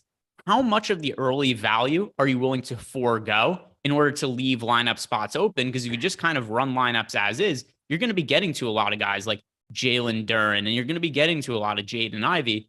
Are you willing to play those guys, or how are you going to handle it? Yeah, so let's talk positionality. For DraftKings purposes, I'm only playing one site today. That's where I'm at, making 40 lineups on DK. Jalen Duren is a center only. You have Brandon Clark, you have Jaren Jackson Jr. You can play them at the power forward spot from Memphis. So that kind of is one concern I don't really have with him. Whereas the other pieces, you do have some kind of overlap. Jaden Ivey, 6K. I think he's an okay play. Bojan, my dude, just because of the positionality, small forward, power forward, I'm all right getting there. But because Tyus Jones is at point guard, you're kind of missing some of the Detroit pieces where they're going to be massively popular. Don't really have to think about it all that much because you do have the power forward ability for those other guys. Jalen Duren, I'm okay getting at or above the field. I was above the field on my last run. We'll kind of see how that ends up pinning down. But the Derek White piece, it's one of those things where you go to shooting guard, you put him in at shooting guard in Cruncher, and you avoid some of the point guard spots. You have Peyton Pritchard, that is somebody that I'm okay getting to an allotment of lineups. He's 3,300, but I think it's just being very conscious of what the positionality is for some of these pieces and making sure that you don't have too much overlap, so you still have access to as much Tyus Jones as possible. Yeah, and I'm just curious, what would you do if we got to a point where it's 10 o'clock and we do still have John Morant being questionable? I know you said you hope the news comes out earlier so you could swap to the Spurs, so you could swap to the Blazers. But what would you do if it's 9:55, Morant is still questionable, and you've got all these guys in your lineups? I think I would probably split some of my lineups where I would build an allotment where I would still lean towards them being out, and I would probably still build with that in mind, because there's a lot of nights in NBA DFS that you're just going to lose anyway. Like, you're going to. It's the dirty little secret of NBA DFS, of any DFS, is a majority of the time, if you play primarily tournaments, you're going to lose most of the time. So if you're comfortable losing all of the money that you put into play, which you should, like, that's something that you should have with bankroll management to a certain extent, it shouldn't really affect you if you're doing the most positive EV thing for a specific slate. I think the most positive EV thing you can do when Memphis is on the last game of the night, which is a rarity, by the way. We almost always have this news showing up earlier in the night, but I think the most positive EV thing you can do is just build Tyus Jones into lineups, and until the news comes out the other way, live with the results. So I think that that's probably the right way to do it. If you cannot stand to lose tonight, probably don't want to do what I'm doing in that regard. No, and I think that totally makes sense. And to be clear, that's what I would be doing as well. I think it's something where I really want to have the potential to get onto these guys if they're going to be lower owned. So I like that as a large field tournament play. And we just got some news that came in. Maybe the first of a few pieces of news that we're going to be getting over the course of the show. This one, Jabari Smith is not going to play tonight. Okay. He was just ruled out, dealing with an ankle injury. Goran Dragic was ruled out. That's obviously much less significant. But, no. Yeah, that one, it's hey, whatever. We got 56 players that are more important on the injury report today. What does the absence of Jabari Smith now do to the Houston Rockets? Tari Eason. This is a guy that I really, really liked coming into this season. I know that my guy DK DFS, great content dude that I'm in a Discord with, just a really, really great dude overall. He was very high on Tari Eason, like talked maybe betting him for Rookie of the Year. And I didn't completely hate that idea. You look at some of the preseason box scores for him, 25, 28 minutes, would put up 36, 38, 40 routinely. And there's no Kevin Porter Jr. out there to eat up a lot of the usage, a lot of the opportunities. And Tari Eason did slide in to that starting lineup first time there, 27 minutes of action against Minnesota. Same kind of matchup game you're looking at there. I'd be surprised if he didn't start now, just based on what they did last game. So at 3,800, he's a piece that I would have had very little to no interest in, but he's a fantasy point per minute guy, sub 4K, going up against the Minnesota Timberwolves. Kind of all systems go for him so long as he's in the starting lineup. Which, to your point before, I assume he will be. Like you said, we saw him start yesterday, and earlier in the year, the Rockets were fairly hesitant to play him extended minutes, even when we would see some players out for the team, and Tari Eason would be popular. And just because he's a good pointsman and fantasy producer, it would work out sometimes. But there were some of these slates where Eason was massively popular, and then it'd be like, oh, he played 19 minutes or he played 21 minutes. It typically wouldn't change his playing time all that significantly. I think that's not the case moving forward now. Started last game, 27 minutes, 14 points, 9 rebounds. He was successful. So with that in mind, I think he draws another start. He's somebody you guys should absolutely be playing in cash games on both FanDuel and DraftKings. And I think he's going to end up being pretty popular. So Eason. He wasn't popular on that last slate for what it's worth. And that news came out before lock. So I was very surprised. I know that it's different slates and that there's different value, and we are starving for value. So maybe at 3,800, he does get steamed up big time. But I don't know. I was a little surprised by his ownership last time around. So maybe I am this time too. I'm optimistic, maybe. When we get an ownership update, not only do I think he's going to be popular, I think he's going to be the most chalky player on the slate. I think he should be. So I'm with you. So that is going to be my prediction when we get the Tari Eason, all the updates in terms of the projections and whatnot. And we've got some super chats coming in that I see, and we're going to answer those in a second, as well as our Discord questions. But also, Eric, Tari Eason, this seems to be the obvious beneficiary, assuming he moves into the starting lineup. But is there anybody else that's really positively impacted? Yeah, I mean, you still have no Kevin Porter Jr., so my eyes gravitate towards Jalen Green, towards Alperen Şengün, these guys who have just been eating up all the usage for this team. I also don't completely hate the idea of Eric Gordon. It doesn't feel like a comfortable click ever, but played 33 minutes in the same matchup here. My biggest issue there is that he's not the priority for this basketball team going forward. He could very well not be with this basketball team in a month and a half. We're starting to see the dominoes fall. Rui getting moved today. Maybe there's been a list of moves that happen in the next couple of weeks. But Josh Christopher, I don't know if I need to go that thin. He only played 15 minutes, although he's somebody who can put up a shot from time to time, even though he's just a 0.8 fantasy point per minute guy. But Jayshawn Tate, he'll slide in. He'll be 4,100. Point guard, small forward eligibility for DK. KJ Martin, he's got so many keys that you'd think he's valet parking. I think you can definitely get to KJ Martin. That's about it for me. Are you proud of yourself? A little bit. I agree with you on Martin, by the way. Last few games, he's been starting. He's playing extended minutes. So 34, 33, 30, 32, 31 minutes in the last 5 games, all starts for him. Decent pointsman and fantasy producer. And also somebody who, if you look at his projections, ownership, 5K and project for 17% ownership on DraftKings. This was before the news. FanDuel, 5,300 project for 22% ownership. So he was already somebody who was a little bit underpriced the field was getting to, and rightfully so. I think that's the case. He looks to be about appropriately owned there. Do you have any other thoughts on the Rockets? Play them. I think you can play them. The thing that gets interesting is, again, the more value that emerges that you can't live without, like it's pretty hard to live without Tari Eason on this slate now. Like, great. I would be very, very surprised if he didn't end up as my highest owned player. Besides, maybe if I just decide to lock in Tyus Jones, which would be a little bit crazy to do. Like I will say, I'm not going to be doing that. Now that we do have a pretty decent source of sub 4K value, pretty easy for me to look at the last game of the night as a luxury, not a necessity.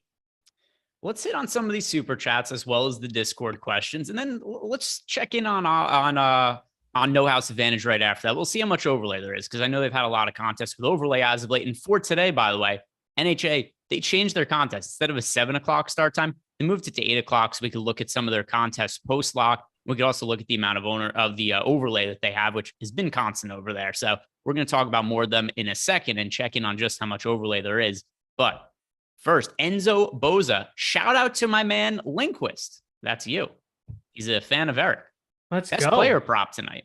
He wants to know what your favorite player prop is of the entire night. So I don't know how I've been running as hot as I have been in the triple-double department, but I will say NBA Bet Pro has done such a good job of encapsulating player props that I'm kind of like finding my own little path onto some positive BV-ness. I've got Domantas Sabonis as somebody who shouldn't be over plus 200 to triple-double tonight. You have the possibility of having Brandon Clark being the defensive matchup. Jaren Jackson Jr., Sir Hack-a-Lot, if you will. Definitely a lot of ways where I think Domantas Sabonis has a big game. I've kind of boosted him just to have more salary, more swappability. Not a play that I'm over the moon about, but in terms of a triple double, he's over plus 200 around every single book at the moment. Pretty hard not to like that number. I ran really hot to hit the Ben Simmons one, had 2 Luka Doncic's slammed in the middle of it. Domantas Sabonis got there. I'm going for a 5th. And so 3 straight that have come from the videos on Lindy's Leans, Likes, and Locks, 4 straight in the premium Discord. We're going for 5 tonight. Domantas Sabonis triple-double. Trying to go a week straight predicting a triple-double tonight. Erica's Domantas Sabonis, and Sabonis was doing a little bit of everything for the Kings. So I think if you were to ask me which player on today's slate is most likely to triple-double, I think it probably has to be Domantas Sabonis. So I could back that for sure. The next super chat we have is from the Claw. The Claw 28 wants to know Kobe White, Santi Aldama, or Jayshawn Tate for DK. So let's see what that price point is. I mean, that was 2 of the 3 were just painful to hear. Kobe White, Santi Aldama, or Jayshawn Tate. Well, if we're going to assume that Steven Adams is out, you can make a case for Santi Aldama. But Kobe White, I haven't thought one time about Kobe White today. Neither have I, except, I mean, we did just get Goran Dragic ruled out. That does not do it for me. Neither does it for me. But I want to look at the what was that? Jordan Klein. We could look at the player comparison tool, although that's hard to do. It's hard to do for a 1v1v1. Well, let's put Kobe White into the shadow realm. So let's do it a 1v1. I mean, we could. It's also hard because the Aldama one's going to be contingent on Adams being correct. Out, but we could pull it up for now, Jordan, and we could see what it would be just as is, and then we could kind of try to make some assumptions of what happens if Santi Aldama was to not play. But Jordan, throw the player comparison tool up on the screen, and then I also want to get a sense for what kind of salary is our guy the Claw working with. So $4,100 for Kobe White, Jayshawn Tate also $4,100. So basically he can roster anybody $4,100 and under. If he is 4,200, by the way, the answer is going to be Tyus Jones for me. He is 4,200. Tyus Jones. Yeah, no, definitely Tyus Jones. The other thing you can do, well, yeah, no, we'll get to that a little bit later when we get to forwards, but just nuking Keegan Murray just to get more. Not that I like Keegan Murray when he's going to be chalky, but like he creates such a last resort where it's so easy to be able to swap off of Tyus Jones if he's in your flex to be able to just get to all the Keegan Murray. He's going to be popular no matter what. I don't like it. But Brandon Clark also at 4,300. That price tag, getting to Keegan Murray, just play a lot of him and then get to these other pieces. And then Jordan. Oh, I see Jordan's already pulled up the player comparison tool here. So it's on the screen. And let me make this bigger for myself so I could see it on.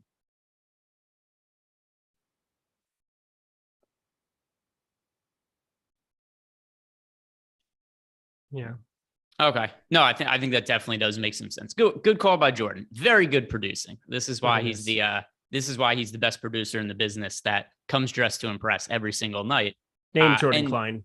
There's another Jordan Klein that dresses better. I find that hard to believe. It's wild, but it's true. Is it one who gets paid enough that he could afford sleeves? Oh, mister, I can't do it. Yeah. My arms, they're too warm in those sleeves. It's one of the things that people don't know about Jordan Klein because he isn't on camera, is that he's not able to afford sleeves. There isn't enough fabric. He doesn't have enough money to afford all the fabric, so he buys these shirts that just don't have sleeves. Now he's producing double the shows, so he'll be able to in short order. It'll be good. That's true. As for the answer, the Claw, well, it's actually really none of those guys for me, which is kind of Tari Eason right now is somebody else you should be considering at that price point. If you don't have him in your lineup, if you have the $100 extra of salary, the answer is Tyus Jones. I'm not going to really be prioritizing Aldama, White, or Tate though. Yep. With you. The next question we have, Michael McKinney wants to know, who are the 5 must plays for FanDuel cash games? So if we're looking at FanDuel for cash games, and let me refresh our ownership projections. DeMar DeRozan, first guy in, Terry Eason, second guy in. I mean, I think the biggest question you have on today's slate is who you play at center. Like for FanDuel cash, like, do you want to just play Duren or do you have the money for Şengün? I would say Şengün just because he's so much more popular than Duren on FanDuel right now. And it gives he is. and it gives you the extra flexibility, right? So that game locks later in the day. If something is to happen, like Steven Adams is ruled out, and then it just gives you an extra piece of your lineup where you can manipulate the big men. So I'd be tiebreaker always goes to the later game in cash, no doubt. Yeah, so I'm going to say Şengün at center for me on FanDuel. As far as payoff options go, DeMar DeRozan way underpriced on FanDuel at 8,000. There's 2 players right now projected for north of 50% ownership on FanDuel. Nobody else projected for north of 30%. We've got 52% to DeMar DeRozan, 50% for Derek White. With those 2 guys being so popular, I think these are guys that we absolutely want to have in FanDuel cash games, right? Yeah, and I take back the Terry Eason. Yeah, no, I'm with you. I want to just amend something because this is why you shouldn't say things when you're not looking at the pricing. But FanDuel, you don't have to play Terry Eason. I probably would lean on doing. He's just not popular at all over there, and I don't quite understand that. But I don't think we've had we haven't had the ownership update since the got it. I just wanted to double check on why he's not popular on FanDuel. He will be. He will be. Okay, good. So throw him in. DeRozan, you know the rest. Derek White is kind of like a can't miss guy at 5,500 for FanDuel. But yeah, tiebreaker always goes to the later game in cash, just especially when you have news lingering like this. All right. So NHA, the sponsor of today's show, listen to the amount of overlay they have right now, Eric. They're running a contest, a bigger one, and it's also starting at 8:00. It is $10,000 to first place. Guess what percentage full it is? Guess how many? 38%. 18%. What? The contest is only 18% full. So with that in mind, and we're going to get more people to enter as the show goes on. But if you were to enter right now, any lineup's just cashing, automatically because there's that much overlay in the contest. And if you haven't signed up at NHA, there's a really easy way to do it. You sign up using our link below, which not only is going to get you access to all this overlay, it's also going to now get you up to a $100 bonus on your first deposit. Last year, NHA was doing a $50 bonus on the first deposit. This year, it's all the way up to $100. So take advantage of that. And a contest that right now is paying out $10,000 to first place and is only 18% full. And Eric and I will be helping you guys build some of those lineups when we get to the post-lock show. As for other questions we've gotten, I think the super chats are all accounted for no, not true, because one came in just as I was about to say that. Ace of Spade, DeRozan, Şengün, Rozier, or Fox for DK tiers. That is DeRozan for me. Let's see. Yeah, DeRozan, I've got projected 47. Yeah, there you go. So Ace of Spade, our answer to your question there is DeMar DeRozan. Şengün pretty close, though, by the way. Yeah, I'd still go DeRozan over him, but same. It's still the way I would go. Devin Neiman has left us a super chat. He has $6,700 left at his utility spot. Who do you think is the best option for $6,700 or under in the utility spot on DK? 6,700. I'm probably going to go either. Anthony Simons, I was pretty high on yesterday. That worked out. So kind of, I had a bad day, but Thomas Bryant smashed. That made me feel smart. Anthony Simons. Here's the problem. I have Jeremy Grant projected for the most amount of fantasy points there. I'm also not really playing Jeremy Grant today. So if you had to pick one guy, I would say Grant. Simons is not far behind, but it's kind of a dead price range. Yeah, I think the nice thing about getting to Simons is that can very easily turn into a Sacramento King Memphis piece, and there you go. Fair enough. That's true. If more value ends up opening up, we could definitely end up swapping there. The same goes for Jeremy Grant, though, because they're in the same game. Yeah, I think for me, just the positionality, though, where you have point guard, shooting guard, as opposed to power forward only. It's utility, though. Oh, in the utility spot? Oh, then it doesn't matter. Yeah, Jeremy Grant. There you go. Yeah. I'm gonna say Grant there, and definitely not potential. Franz Wagner, which would be the other guy there. Definitely not with just another body showing up in Orlando today. Yeah, but anyway, I'm going to be going with. Oh boy, did we just get a weird starting lineup? I know, no Chris Middleton. Wild. Oh no, I didn't expect Chris Middleton to start. Oh, I thought that they would just probably pull him off the bench, but then there's other pieces like I don't know.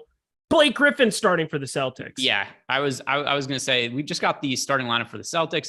Derek White, that's not surprising. Jaylen Brown, Jason Tatum, Al Horford, and Blake Griffin at center. Now, we've seen a handful of Blake Griffin starts, and if memory serves correct, they've all gone fairly poorly. Just doesn't play a lot of minutes in them. Let's see. Starts this year for Blake Griffin. He has made 8 starts this year, 22 minutes and 19 fantasy points per game for Blake Griffin. That's not somebody I'm really going to be interested in playing. But as far as the other players on the Celtics, we don't have Time Lord today. Robert Williams is out. Kind of just a rest/maintenance type day for him. So who are the best options to get to from Boston? And we're just talking about how popular Derek White is on FanDuel today, one of the most chalky plays we have on the entire slate. But who are the priorities for you from Boston, where we talked about all these injury situations later on in the day? And this is one of 2 games that locks at 7 p.m. Eastern time. And then there's a big gap in between games starting. Are there any Boston players that you can't live without? Yeah, Derek White, right off the bat. He's popular, but I'm going to get to him. I think that it makes sense to get to him. He has the multi-positional eligibility. That is a big deal. So you want to get to pieces of him. I'm also surprised. I want to get to Jason Tatum as well. I know he's 10-9. I know he's expensive, but part of it is that you're paying up for a guy who has been an overall 1.4 fantasy point per minute guy who's sub 20% on a slate where we're expecting some value to possibly show up. So if you're building your lineups out like I am, where you have Terry Eason now, you have guys coming up later, you have to look at the top end, and Giannis Antetokounmpo gets the entire family back. He's a 1.7 fantasy point per minute guy. I love him, but he's 10-8. That $900 does help out a little bit. I do like Sabonis as well, but he's at center. Jalen Duren also pulling a ton of ownership there.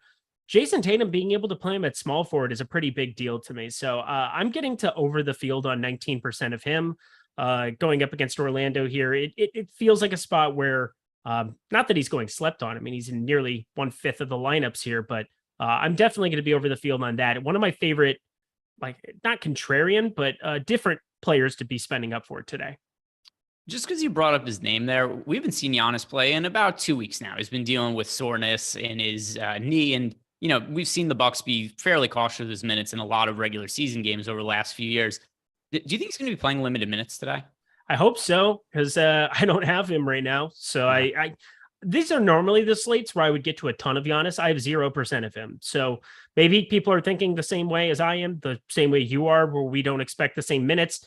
He's also going to be sharing the floor with Middleton, Drew Holiday, and family now again. It's the whole gamut's there. So I'm going to get to Jason Tatum as my priority spend up along with Domantas Sabonis. But because Sabonis is there at center, I have Jalen Duren, Alperen Şengün, other centers that I do want to get to.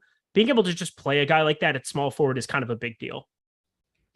And yeah, I think he's going to be on a minutes restriction. I actually bet him for under 12.5 rebounds earlier in the day, just because of the same thing. I was assuming that he was going to be on some sort of a minutes restriction today, and that definitely makes him look less enticing. Some more super chats, and then we will answer our Discord questions. Ace of Spade, Tatum or Sabonis for DK tiers? I prefer Tatum today. Same. Yeah, Tatum. That is Tatum's Tatum the person I've Sabonis. projected for the most fantasy points today, and that includes Giannis. Same. But once again, part of it too is because I think Giannis is going to be on a lights minutes restriction. I don't think he plays, 22, but I find it hard to believe we're going to see 34 to 36 minutes for Giannis for a couple of reasons. The layoff, and then also the matchup. You just don't need him to play his regular allotment of minutes in a game against the Pistons, where we've got the Bucks as double-digit favorites, and the Pistons are shorthanded today. Killian Hayes is out. The Claw, 28, best point guard on DK for $4,800 and under. Tyus Jones.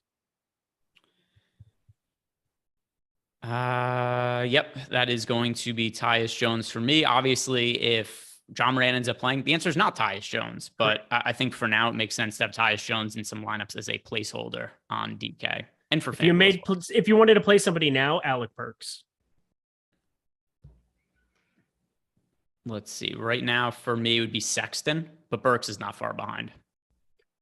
Sexton's starting to see more minutes as of late. So if it had to be somebody right now who I would project for the most fantasy points, and if we're also assuming that John Moran plays, then yeah, it would be Colin Sexton for me.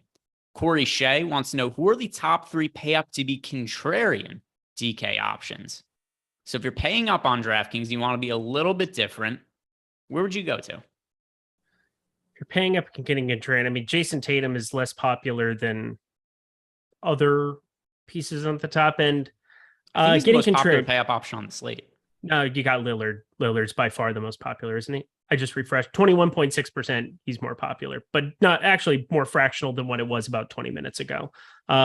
Jason Tatum's 18.7. Domantas Sabonis is pretty low on. I'd say Domantas Sabonis, but again, it's a positionality thing for me where I like Şengün. Everybody likes Şengün today. He's just a different player without KPJ. He's just starting to show what he can do offensively. I just love this guy. I have forever since Ryan brought him up on the Slate Starter podcast, day one of our 2021 season. That was good stuff. But looking at, is it weird to say Lillard or he's popular? Because he says pay up to be contrarian, and I mean we've set, and so far it's Dame, Tatum. Those are the two most popular pay up options on the slate. But the problem is, I just don't find that many appealing pay up options. The way to be contrarian and pay up on the slate is not pay up.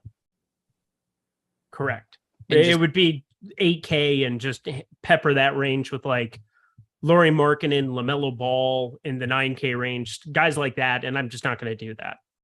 Yeah, because so Giannis isn't picking up that much ownership, but I think he's going to be on a minutes restriction. So I can't go out and tell you to go play him. I'm not playing him. And then you get all of these other guys. It's not like they're almost all projected for about the same amount of ownership, right? Dame, Edwards, Trae Young, DeRozan, Şengün, Tatum. These guys are all projected for 15 to 21% ownership. It's not like there's one guy who's 40% and then you get other guys who are sub 10%. They're kind of all around the same spot. So I think the way, if you wanted to pay up to be contrarian, is you just don't pay up and you take shot on, like you said, Rozier. And if LaMelo Ball is out, you got Rozier at, 8K on DraftKings over and looking at an uptick in production, playing time, usage. But I don't really see a reasonable way to pay up and be contrarian because there are no super contrarian pay up options. They kind of all have similar ownership. Kind of hope Ball plays just so I don't have to deal with that team.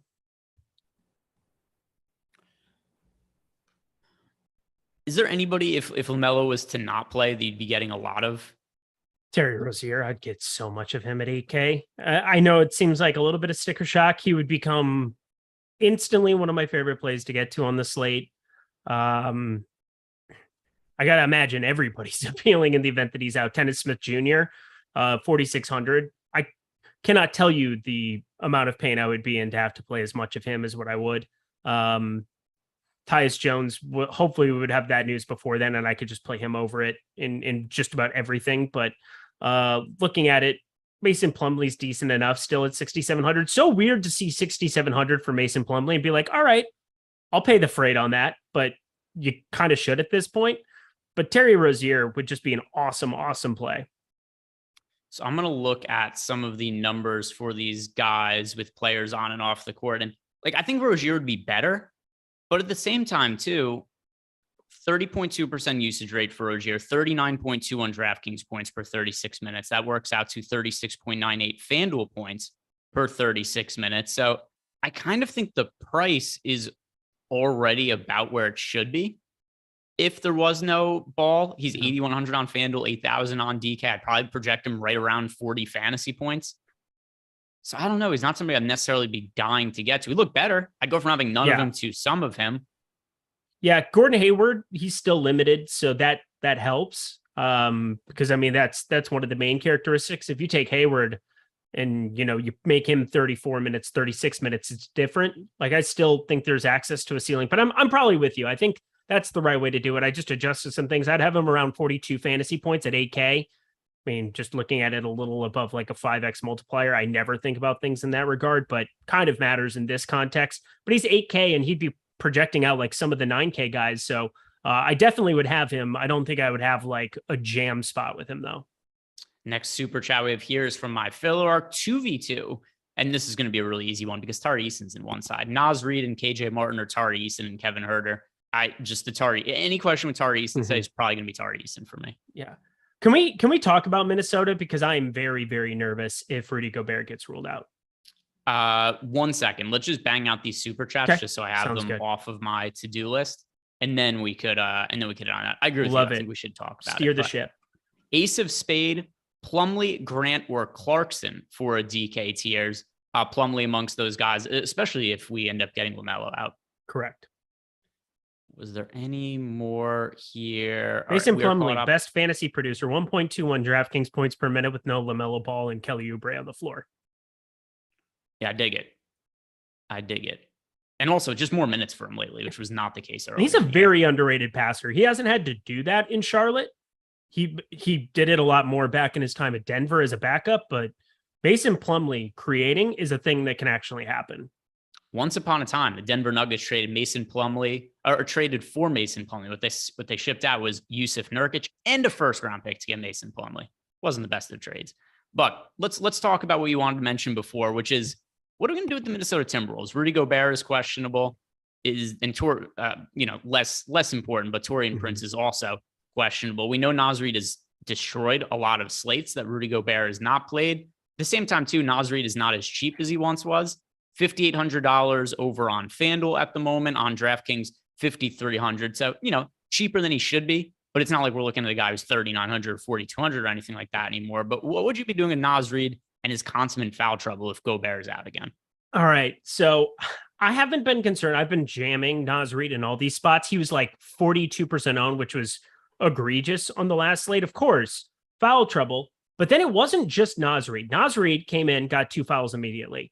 Then Luka Garza came in and got 2 fouls immediately. I was watching the game just like, oh, well, at least I had a little bit of Luka Garza to back up a few shares. I mean, I had just an infinite amount of Naz Reid.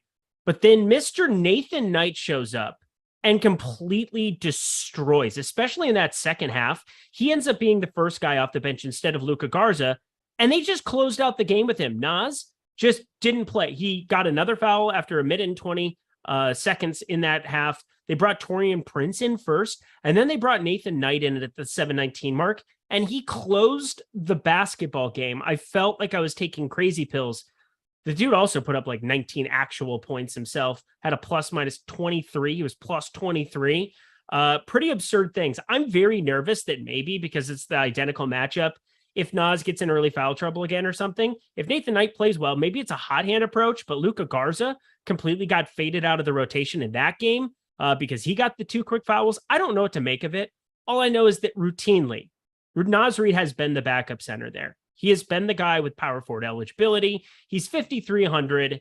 And I think that on this slate specifically, with Memphis sitting way later, I don't think he would be like the all-in type jam that I've had for him of late. But there's no doubt that if you had to tell me who went nuts there, it would be Naz Reid. We've seen him routinely have great games when he's kept his hands to himself. But that last game definitely makes me shy to just pull the trigger in a really meaningful way. 22 minutes, 15 minutes the last 2 games, and only 3 personal fouls. They've closed with Luka, and they've closed with one Nathan Knight. Really weird stuff from Minnesota. My basketball team, I hate it. I don't like it, but I think I would just pull the trigger on some Naz Reid anyway. And we just got a bunch of questions to hit on in Discord, so we'll bang out a bunch of those. But I also want to shout out BetMGM. We still have our deal with them, where if you guys have not signed up at BetMGM yet, this is the cheapest possible way that you guys could get 2 months of Stokastic Plus Platinum, because when you sign up at BetMGM using our link, you're going to get 2 months, and all you have to do is make a deposit of $10, place a bet. When it settles, you get 2 months, and you get access to all the tools that we have behind the paywall, like access to our Discord channel, player projections, ownership projections, and get all your questions answered, like some of the ones that we have coming in right now. This one is from Jumpo. The tools like Corey Joseph, what are you guys doing with them? The problem I have with Corey Joseph is just he has a lineup is like, so right now, as the way everything stands, he's all right, but he's also taking up a lineup spot, and I think better players are going to open up later. Agreed. So I'm not really getting to him. Sam Cassell Dance wants to know, does it trip us out that every single person in your GPP is likely watching you on Live Before Lock? No, because I just realized we don't have that much of an audience. Just Eric has a bunch of burners, and he's watching the show on repeat. So it's not, we don't have that much pull. T. Lee wants to know who our most rostered players are for today. Do you have lineups built out? Yep. You want to do it for DK, and I'll do it for FanDuel then? Yep, I'm only playing DK, so that would make sense. Okay. So DK, who are the players you get the most exposure to right now? Yeah, Terry Eason, Tyus Jones, Brandon Clark. Sorry, start at point guard. Oh, okay. Thought it did that way. Tyus Jones, number 1 for me. De'Aaron Fox, number 2, just because I am jamming later, and I will figure it out a little bit later. And Alec Burks 3, but I want to switch that. I think I'm going to get to more Simons. I'm going to start nuking some of his stuff here as well. Talked about Terry Rozier being a guy from Charlotte. We, of course, have Lillard and Simons that you can get to from that Portland side. And then Tyus Jones, just clear cut number 1. And then looking at the shooting guard, point guards for me over on FanDuel, Derek White and De'Aaron Fox. Shooting guards for you on DK. Who do you have most exposure to? Yeah, Kevin Huerter is sitting there. Sacramento, you're going to get a theme that game is just getting nuked by default there. Simons, Sexton, Burks, Rozier. For me at shooting guard, DeMar DeRozan, Derek White, and Jaylen Brown on a FanDuel. DK for you, small forwards. Tatum, Huerter, DeRozan. Small forward, DeRozan also. Tari Eason is small forward eligibility. KJ Martin, another one. Power forward. Eason, Tatum, Murray, Keegan Murray. John Collins is somebody I'm going to like better. We just got news that Onyeka Okongwu is not playing. Oh, Clint okay. Capella, I still think is somewhat limited. So I think John Collins stands to benefit there. Domantas Sabonis, another player to get to. Jeremy Grant as well. Centers, Şengün stands out a whole bunch on FanDuel. Jalen Duren to another extent as well. Those are the 2 most popular centers, but I think for good reason. Sabonis also has center eligibility on FanDuel. I think he's worth getting to. Centers for you on DK. Duren, Sabonis. Am I going to play Blake Griffin? Is this going to happen? I got 15% of him. I got to get rid of that. That's got to go away. Okay, let's hit on some of these super chats. We got a lot of questions coming in. Avi Schreier, DeRozan or Rozier on FanDuel if the news comes out that Ball is out, still DeRozan for me. Yep, going to be DeRozan for me. Darius Mayfield, Tatum and Markkanen versus Jaylen Brown and Giannis for FanDuel. It's so hard for me to pull the trigger on Giannis. I could end up being on the totally wrong side of this, but I think he's playing limited minutes, so not really getting to him. So Tatum and Markkanen for me with the idea that Giannis will be limited. Same. Some more questions in our Discord channel. This one is from Opposite XO. Getting to any Burks or Diallo? I know Eric has mentioned him, Alec Burks, that is. But for me, and let me double check to make sure this isn't the case. Yeah, I am not really, just once again, because I don't want to take that many roster spots in that first game of the slate. So I am not, but it seems like Burks for you, Diallo as well, or no?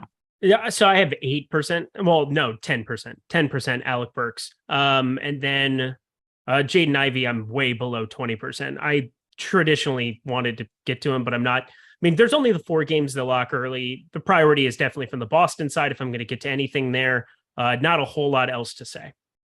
Now, with the news that we just got that there's not going to be Okongwu playing for the Hawks today, is this going to change anything for you? Like I said, I'm going to be getting to more of John Collins. Yeah, I'm going to get to him too. I mean, he'll play backup 5, I would assume. Start alongside Capella, as you said. He's going to be limited there. Frank Kaminsky probably comes in and plays a couple of minutes, which is not what you want in your life. But he has a 10-game. Derek Favors is there for a 10-game contract. 10-day contract. Why can't I say words? I can't say words. I mean, I've heard that day is almost impossible to say.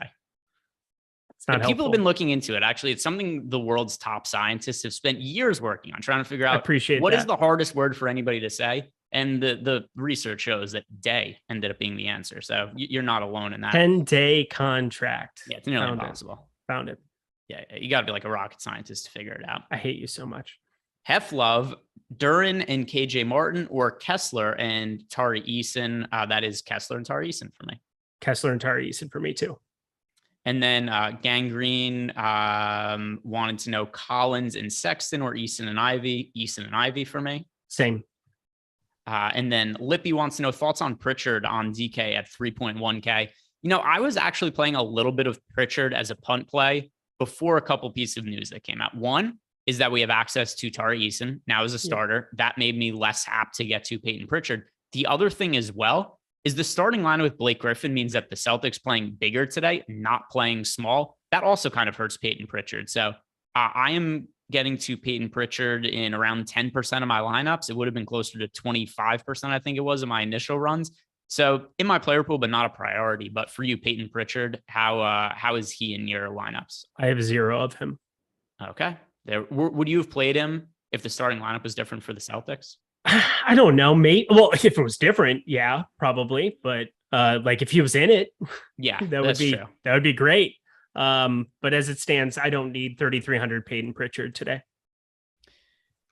Yeah, like I said, he's in some of my lineups, but just not really a priority for me. The thing that impacted the most was just Tari Eason becoming the preeminent value play for me. Tari Eason's my most rostered player on the slate. Is it the same for you? Him and Tyus Jones are pretty much up there, and one is dependent on things. So yes. Fair enough. We are on the same page there. I'm uploading my lineups right now, and we are caught up on questions in Discord. How are you doing on your lineups? I'm okay. I'm almost there. Can't believe Corey Joseph's pulling double-digit ownership. That can't be right. We shall see. We'll find out in wild 4 minutes.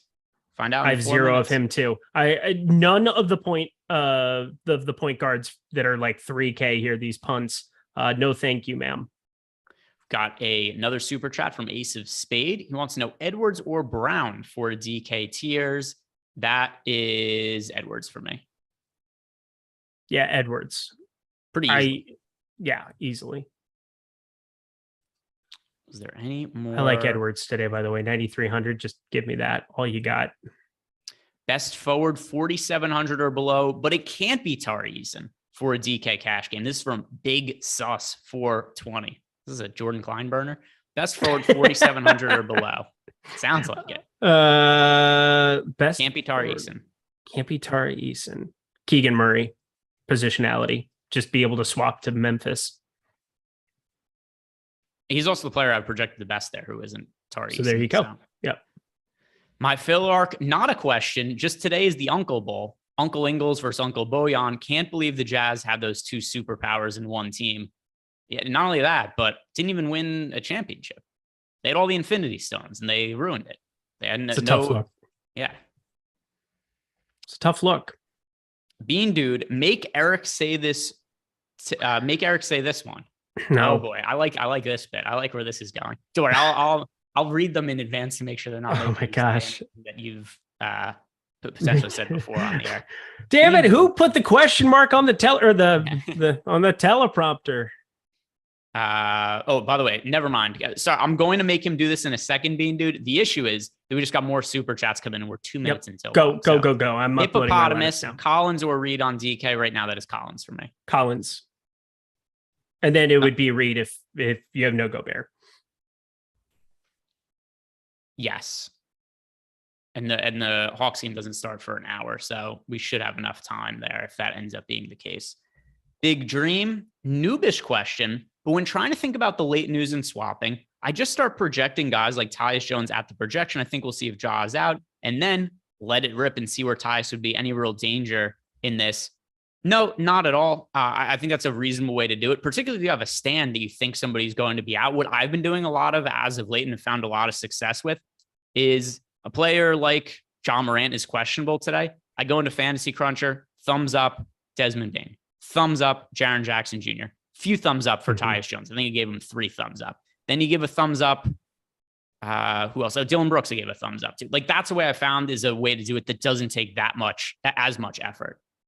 Agreed. The other, I'll add on one thing that I do a lot is that I take the team on the other side and I kind of give them a boost by about 10%, 15% in terms of their projection.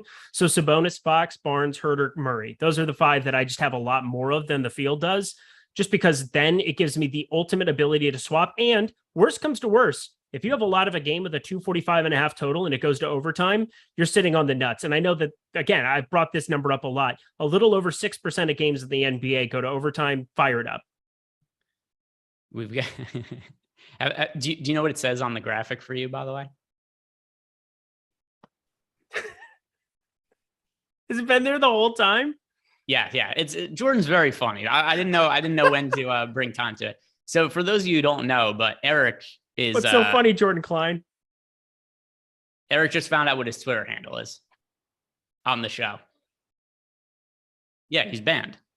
Are you never going to be allowed back? I don't know. I said TJ McConnell was going to nuke a Slate, and whoa, they didn't like it. Whoa! Oh my gosh, I'm so over it. I'm so over it. Twins acquire Michael A. Taylor. Great. We need a batter that hits 180 and can get hurt however many times a year and steal a bag or two and inflate his productivity and whatever. Quick question from Tall Tale. Is it okay that I only have Duran starting in DK single entry for the first set of games? Yes. Correct. Yeah. No issue with that at all. That is the player I've prioritized the most from the first set of games. It's tricky too. I think there's a lot of guys that project well, particularly from the Pistons with Killian Hayes out. But I just didn't really want to inhibit my opportunity. I thought there was a big opportunity cost and I was inhibiting my lineups if I loaded up on the Pistons today. Now, obviously, if these other players who are questionable, LaMelo Ball, John Morant, Steven Adams, if all of them end up playing, I'm kind of screwed later on in the day because I'm going to be foregoing what could end up being a lot of the good value. But I just didn't want to play decent value for what I think could be really good value later. So that's just how I played it. But yeah, you're totally fine only having Duran in the first game. Yep. Any other thoughts you have? Oh, sorry, hippopotamus. It's not good to sit on the nuts. Tell me about it. Big issue back in grade school. Yeah, I can't help it. It's just too much there. You ready to say a tongue twister? I don't think so. So I can't say regular words when I'm just sitting here thinking. And part of it, I'm losing my voice a little bit. Somebody earlier was like, sounds like you've smoked a bunch of cigs. And I'm like, no, I just legitimately can't. Yeah, I mean, in defense to you, day is an extremely, extremely difficult word to say. So I totally excuse for that. Like, who could do that? Right? Nobody. What are we? The Albert Einstein of saying words? It's difficult. Nobody's. It might be chalky for the Farmers this week. Just throwing it out there. If you guys haven't done it yet, like the video, subscribe to the YouTube channel. I know we're at Lock. We're not going anywhere. Eric and I are about to talk about No House Advantage, all the overlay they have there, some of our favorite plays over at NHA. We're also going to react to some of the early games and what's happening. If any news comes out, which pretty good chance it will, because these are the players. Let me just double check the injury report and bring up all of the players here that we're still waiting on. John Morant, LaMelo Ball, Rudy Gobert, Steven Adams, Taurean Prince. These guys are all questionable to play. They're going to be impacting our lineups if they're ruled out. Could happen in the next 30 minutes. So stick around as Eric and I break down everything on the slate. But most importantly, Eric, you have been asked to say this. Is today a good day to play Clint Capella, or should I wait another day? Is today a good day to play Clint Capella, or should I wait another day? So eventually the minutes are going to go up for Clint Capella. Eventually it's going to happen. I don't know when you're going to automatically see him get ramped up to 30, but it's a pretty big jump for him to go from, so he's 5,500. He would have to play 28, 30 minutes and still be very good from a fantasy point per minute rate. He has a 1.2 fantasy point per minute producer on the season. So like there's a chance he could do it, but the chances are too low for me on a slate like this where he's still 5,500 to try to take that shot.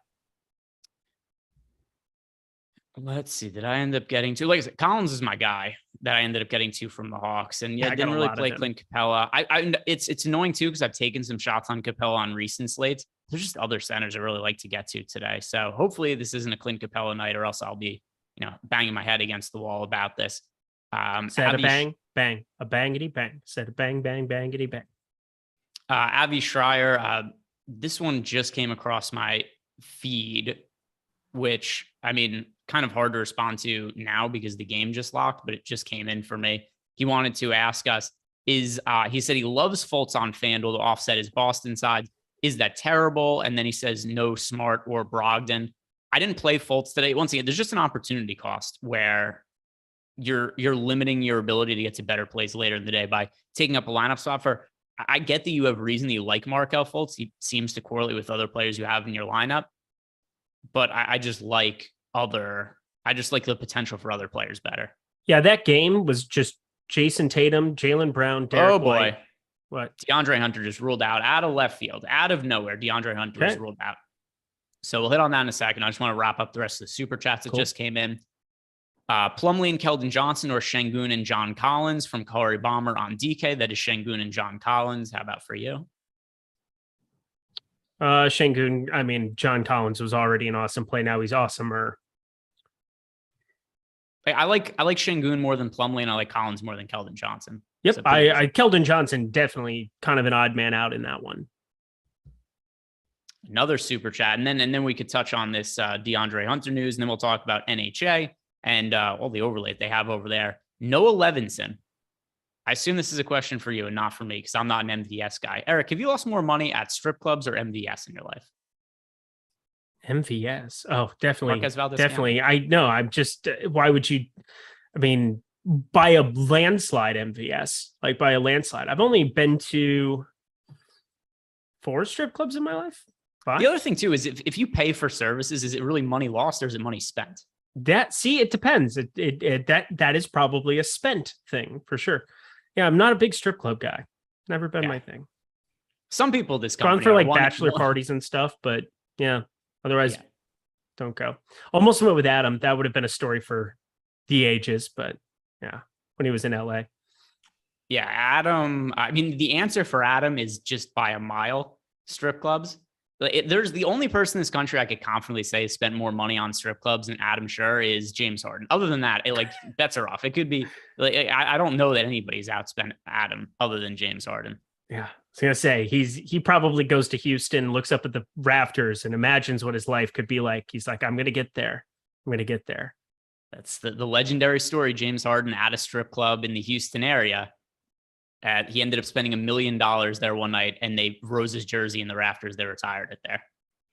So, question in Discord channel for Miami High Life: if John Adams are ruled out, what cheap Memphis plays are in play besides Tyus Jones, Aldama, Conchar? Question mark. Everybody. So here you go. Aldama. So let's assume John Morant and Steven Adams are out. Desmond Bane, fantastic. Jaren Jackson Jr., fantastic. They're at 7K. So just throwing it out there. They're not free, but they're going to be guys that get to a ton. Dylan Brooks, your adversary, is at 4,800. He's in play big time. Brandon Clark, 4,300. Tyus Jones would be a lock for me with no John Morant. Santi Aldama, 3,600. Everybody I just named is like somebody I would have well north of 10%. We're talking 40, 50% for most of them, maybe even a little bit more. Aldama, kind of an odd man out. I don't know why he keeps getting brought up because he's the one that I would project for the fewest minutes. Brandon Clark, I would want an eternal amount of because we've seen some starts where, he just plays 30 minutes and that is the nuts for a guy like Brandon Clark, who's a really good fantasy point per minute producer and people wouldn't have access to. So for me, yeah, Brandon Clark, I'd get a crazy amount of. Desmond Bane and Jaren Jackson Jr., I wouldn't be jamming full out. Desmond Bane's probably a good play, and Jaren Jackson Jr., a good tournament play, even if those guys are in, but we're talking sub 5%ers at that point. So just to read off the starting lineup we actually saw this take place. What was this date of a game against the Utah Jazz? Game against the Atlanta Hawks.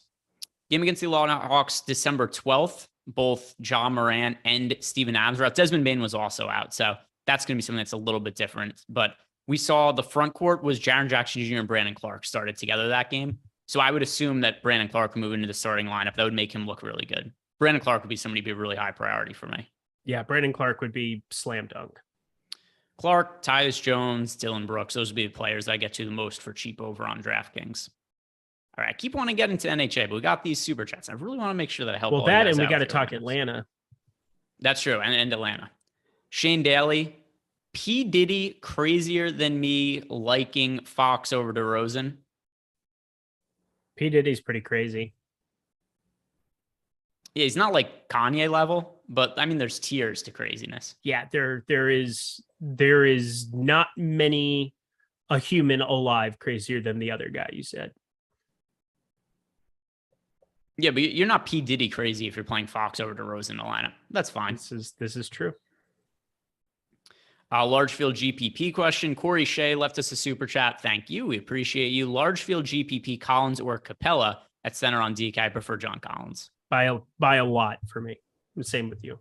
Darius Mayfield has left us a super chat about a FanDuel question. Anthony Edwards or Lauri Markkanen, and I prefer Edwards tonight. I do too.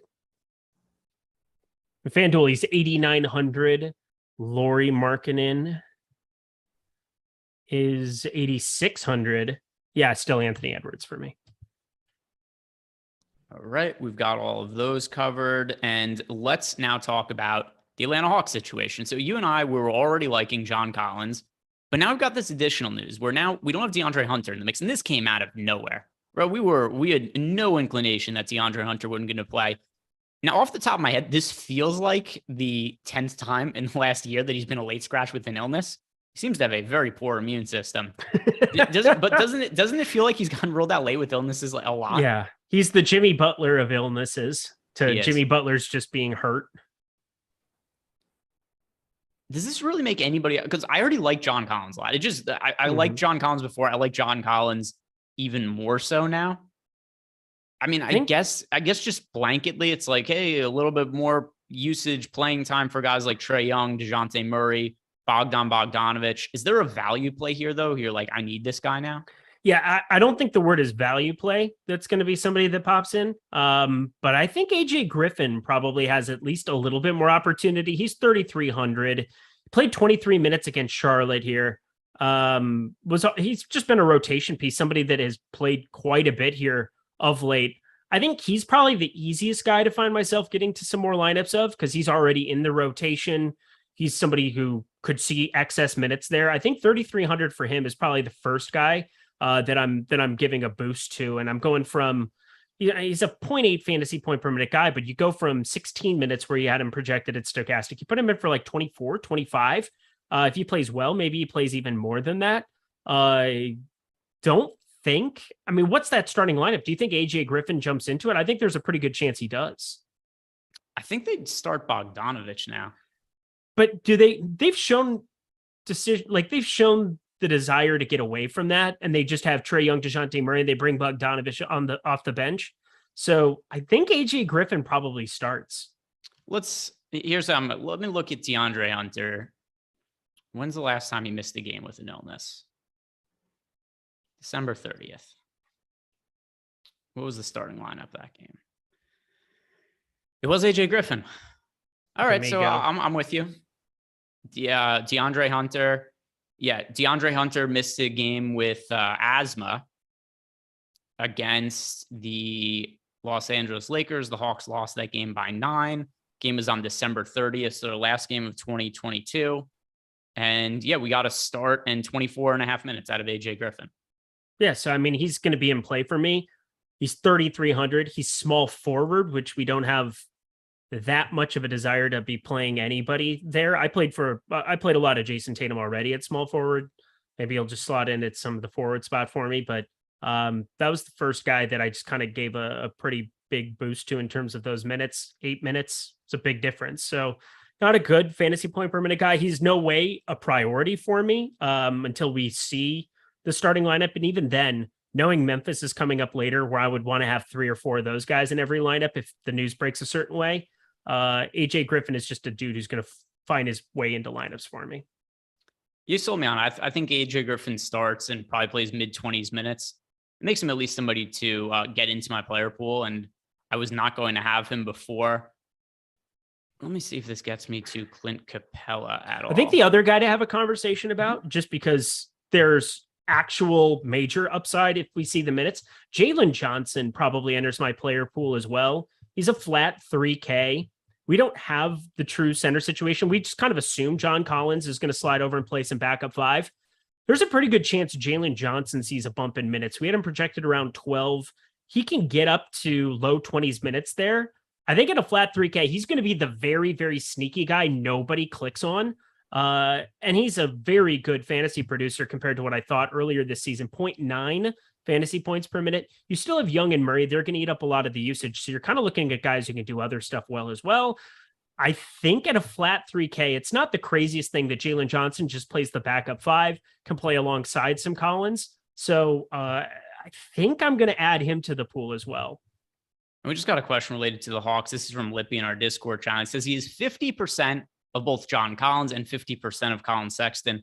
Should he be afraid? That's a lot of Sexton for me. 50% John Collins is not an issue at all. Not an issue for me. Yeah, John Collins is a smash. This is a really good tag, a really good situation for him. Lots of reasons that you should be getting to John Collins. Yeah, when I updated, I got to 10% of Capella now. I'm cool with that. I think there is opportunity now for the Hawks to maybe play slightly bigger lineups and try to extend Capella out a little bit. He did play 24 minutes last game, the most he's played since coming back from injury. Maybe get 27. 28 out of Capella. At low ownership, I think that's at least somewhat worth considering, where before I kind of was wanting to play Capella, but couldn't make a case for it. With DeAndre Hunter out, I think it's a little bit easier to make a contrarian case for Clint Capella. We have him projected for, let me refresh to see, make sure I have the most recent ownership up here. Clint Capella, 5% over on DraftKings, FanDuel projected for 4%. I don't mind him as a contrarian play. I'm a little bit overweight to him now. Did you end up getting to any Capella after this or still not? No, I got zero. I have zero Capella. I mean, if I were playing more than like 40 lineups, I would probably get there, but I'm not.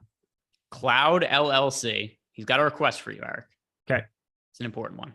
Okay. He needs Jazz hands for you before the 8 p.m. game lock. No.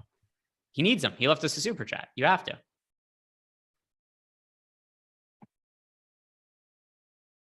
That wasn't jazzy enough. I want a little bit more enthusiasm, and don't make it look like you're being held hostage. I want a smile on your face.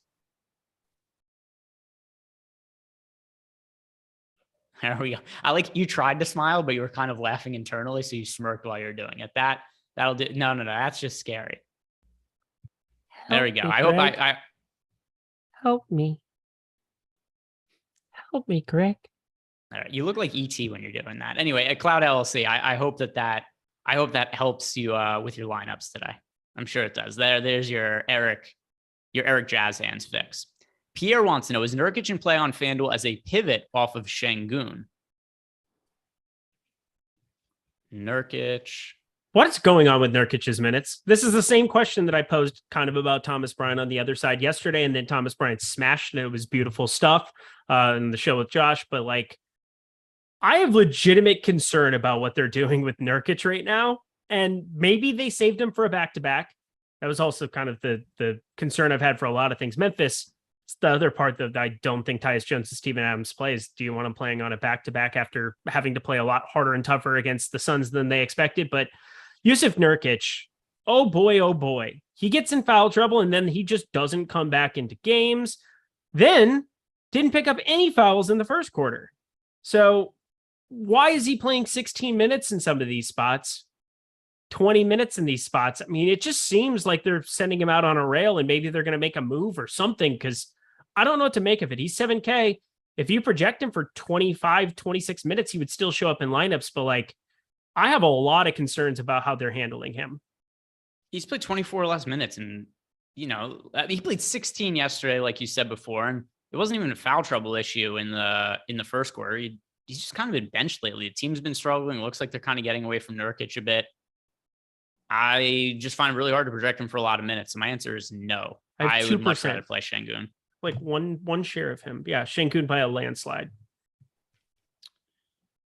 The next super chat we have is for Corey Shea. Eric, who's your Thomas Bryant pick tonight? Oh, he did. You liked the Thomas Bryant last night. He only put up 55 at 5,100. No big deal. I thought it was more of a matchup thing, and they went to LeBron small ball. I didn't think they were going to do that as much against Portland, and he played awesome in his first rotation. That helped. I think Jakob Poeltl is probably in a good spot. I have a lot more than the field on him at 7%. Again, center is a spot where I think you're kind of giving yourself the opportunity to take some different shots.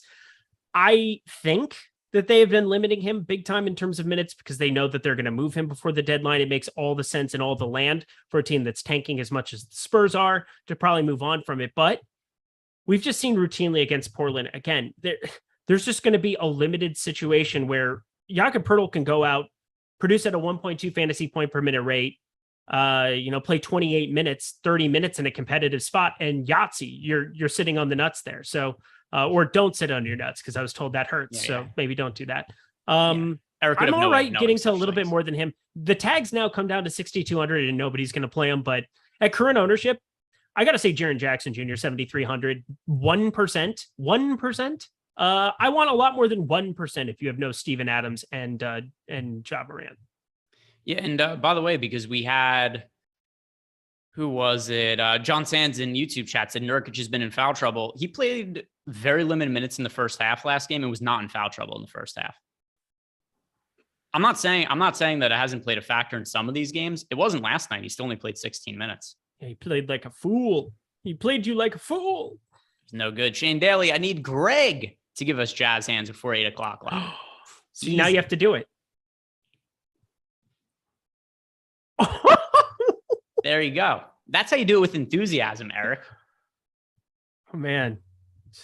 I always want a leader that is willing to lead by example. I appreciate what you just did, and may it live forever on the internet. Clip it. But I mean, he left us a super chat. I have to, if I am being paid money, I have to do whatever I'm being asked to do. Stuff. I always do the stupid stuff. I know I was paid money and I was asked to do it. I know I'm the heel. I'm aware I'm the heel. I get made fun of every show. I do stupid stuff. I'm silly. I say silly things. I do whatever, yada, yada, yada, so on and so forth. It's nice to see you tap into that energy every once in a while. I do whatever I'm paid money to do, no matter what the request is. I have to do it. That's just Here's how it $1, works. Greg. Yeah, it's been my MO my entire life. Yeah, it's fair. That's how it works. Eric, silly boy. Some people claim they can't be bought. Not true. I absolutely can. Yeah, the early going of this Bucks Detroit game, the score is 19-6, so pretty lopsided there. Now we've been trying to wanting to get to this. NHA, our sponsor of the show. Jordan, let's do an overlay check here, and then also just let the people know how they could sign up over there and get access to all of this overlay, because it's as simple as clicking on the link we have below.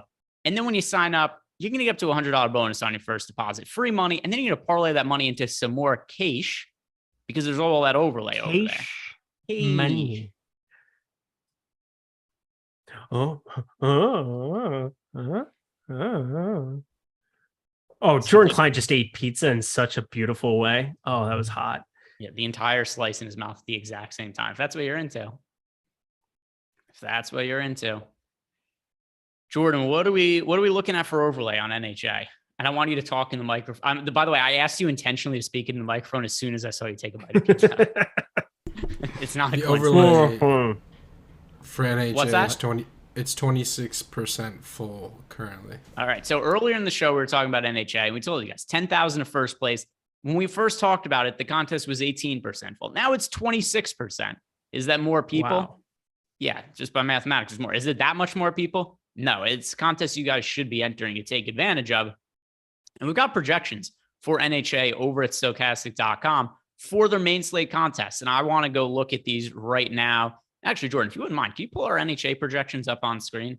Let's try to give the people the best projections for NHA and just some of the best props that they could find over at NHA. Because if you guys aren't familiar with how the lineups work, it's prop-based DFS contest where they've got props, we've got projections for them, and you build your lineups. Does a prop really like? You give it a 10-point score. There's a 9-point score, 8-point score. Basically, you're giving different props a confidence interval, and that's how you build your lineups. You're building lineups with props. Pulling up these projections here. Do you have them in front of you as well, Eric? I do. What are some of the overall props that stand out the most? And by the way, one other thing I should mention about these contests, guys, don't go play like DeAndre Hunter. Even though he's been ruled out today, it doesn't mean his unders win. It's a loss. He can't play a player who's out. So make sure you're playing somebody who is in for today. And with that in mind, what are some of the props that stand out the most to you? Yeah, the first one right off the bat, expected win percentage. Colin Sexton, you talked about it earlier. Sexy Sexton's been playing more minutes, having an opportunity to ramp it up 28 minutes. And so just has more opportunity, more usage in that second unit, still not starting. So Colin Sexton, we haven't projected almost 17 points at 13.5. These lines don't change. You go to books, you go anywhere else. Lines are changing. We know for a fact that can't change off of 13.5. That is just a fantastic investment. Yeah, I think that one definitely. I mean, if you look at some of our projections, and we've got a bunch of props that are projected for 90% win rates, 97%. Some of them, like Mike Conley, 5.5 assist prop. If you compare that to books, where he's a 7.5 assist prop, potentially juiced towards the over. It's 5.5 at NHA. Damian Lillard, a 6.5 assist prop. We have projected for 8.28 assists. That's one that stands out a lot. We've got Clint Capella now.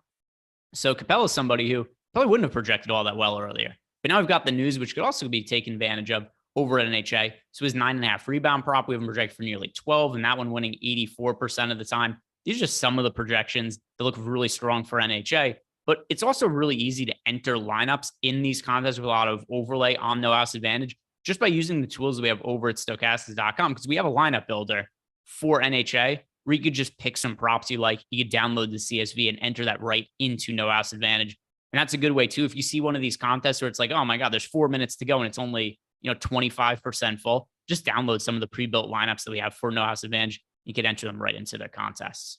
So cool. We've got some more super chats coming in.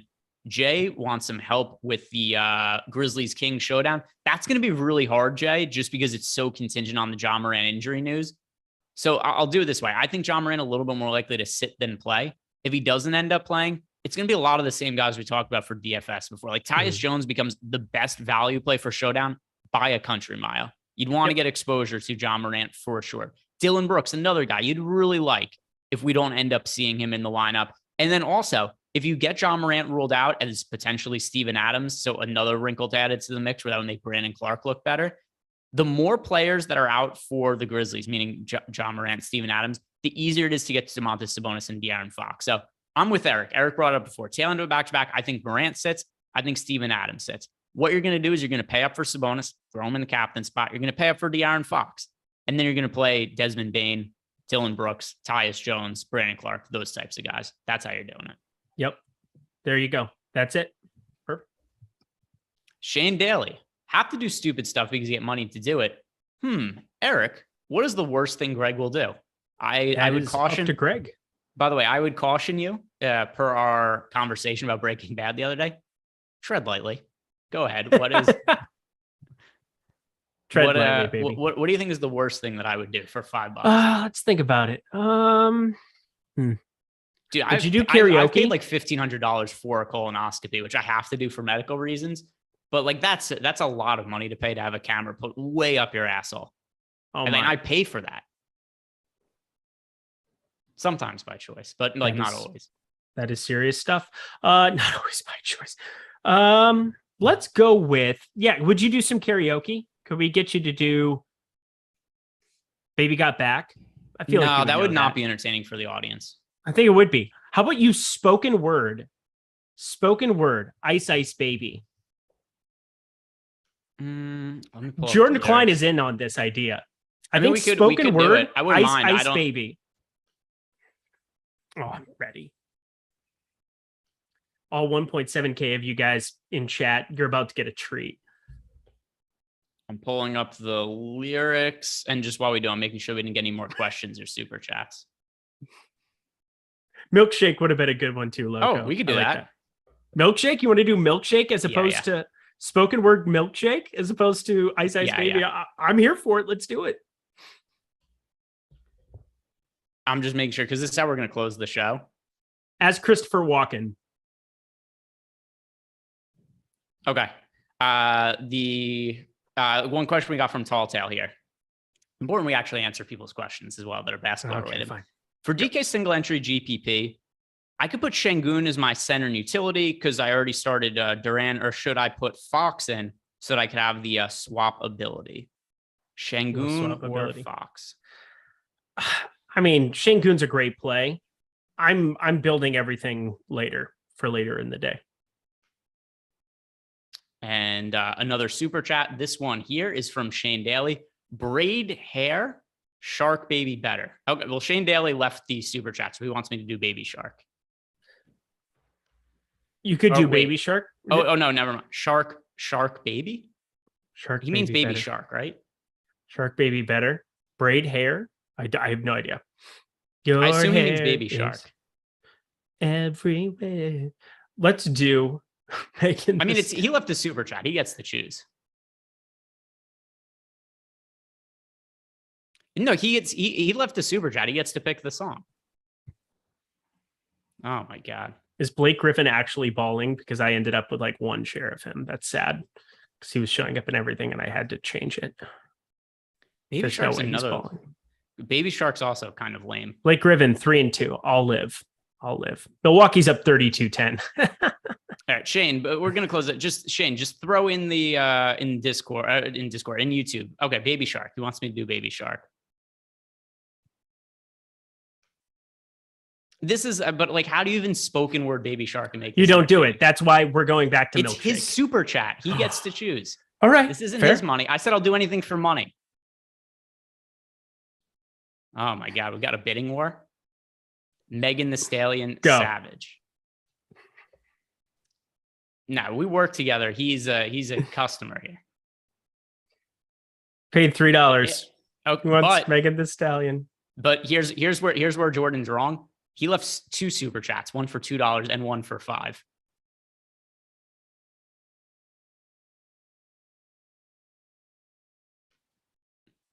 Rudy Gobert available to play. I'll just keep Okay, people so we don't have updated to on the worry news. about that. Torian Prince out. That's not going to change anything. Just All right, now I have to look up the lyrics for Megan Thee Stallion, Savage, because I don't know any of these songs. I knew Baby Shark, but that's just Baby Shark to do, Baby Shark. Like, there's nothing else that happens in that song. And it's absolutely Finish out the show. Worst slow roll ever. I'm with you, Terry Flubboy. 420. Stallion, Savage lyrics. I can do this. Get ready to hit the music after we're done with this, Jordan. I'm that bitch, yeah. Been that bitch, still that bitch. Will forever be that bitch, forever that bitch, yeah. I'm the hood Mona Lisa. Oh, no, I can't do the rest of this, Jordan. I can't say most of the lyrics. Incredible. I can't. That's half of the lyrics. This was an absolute axe job. Hit the Hatchet music, job by Jordan. Jordan We're Klein. out. Yeah. Hit the music, Jordan. You're a bad friend.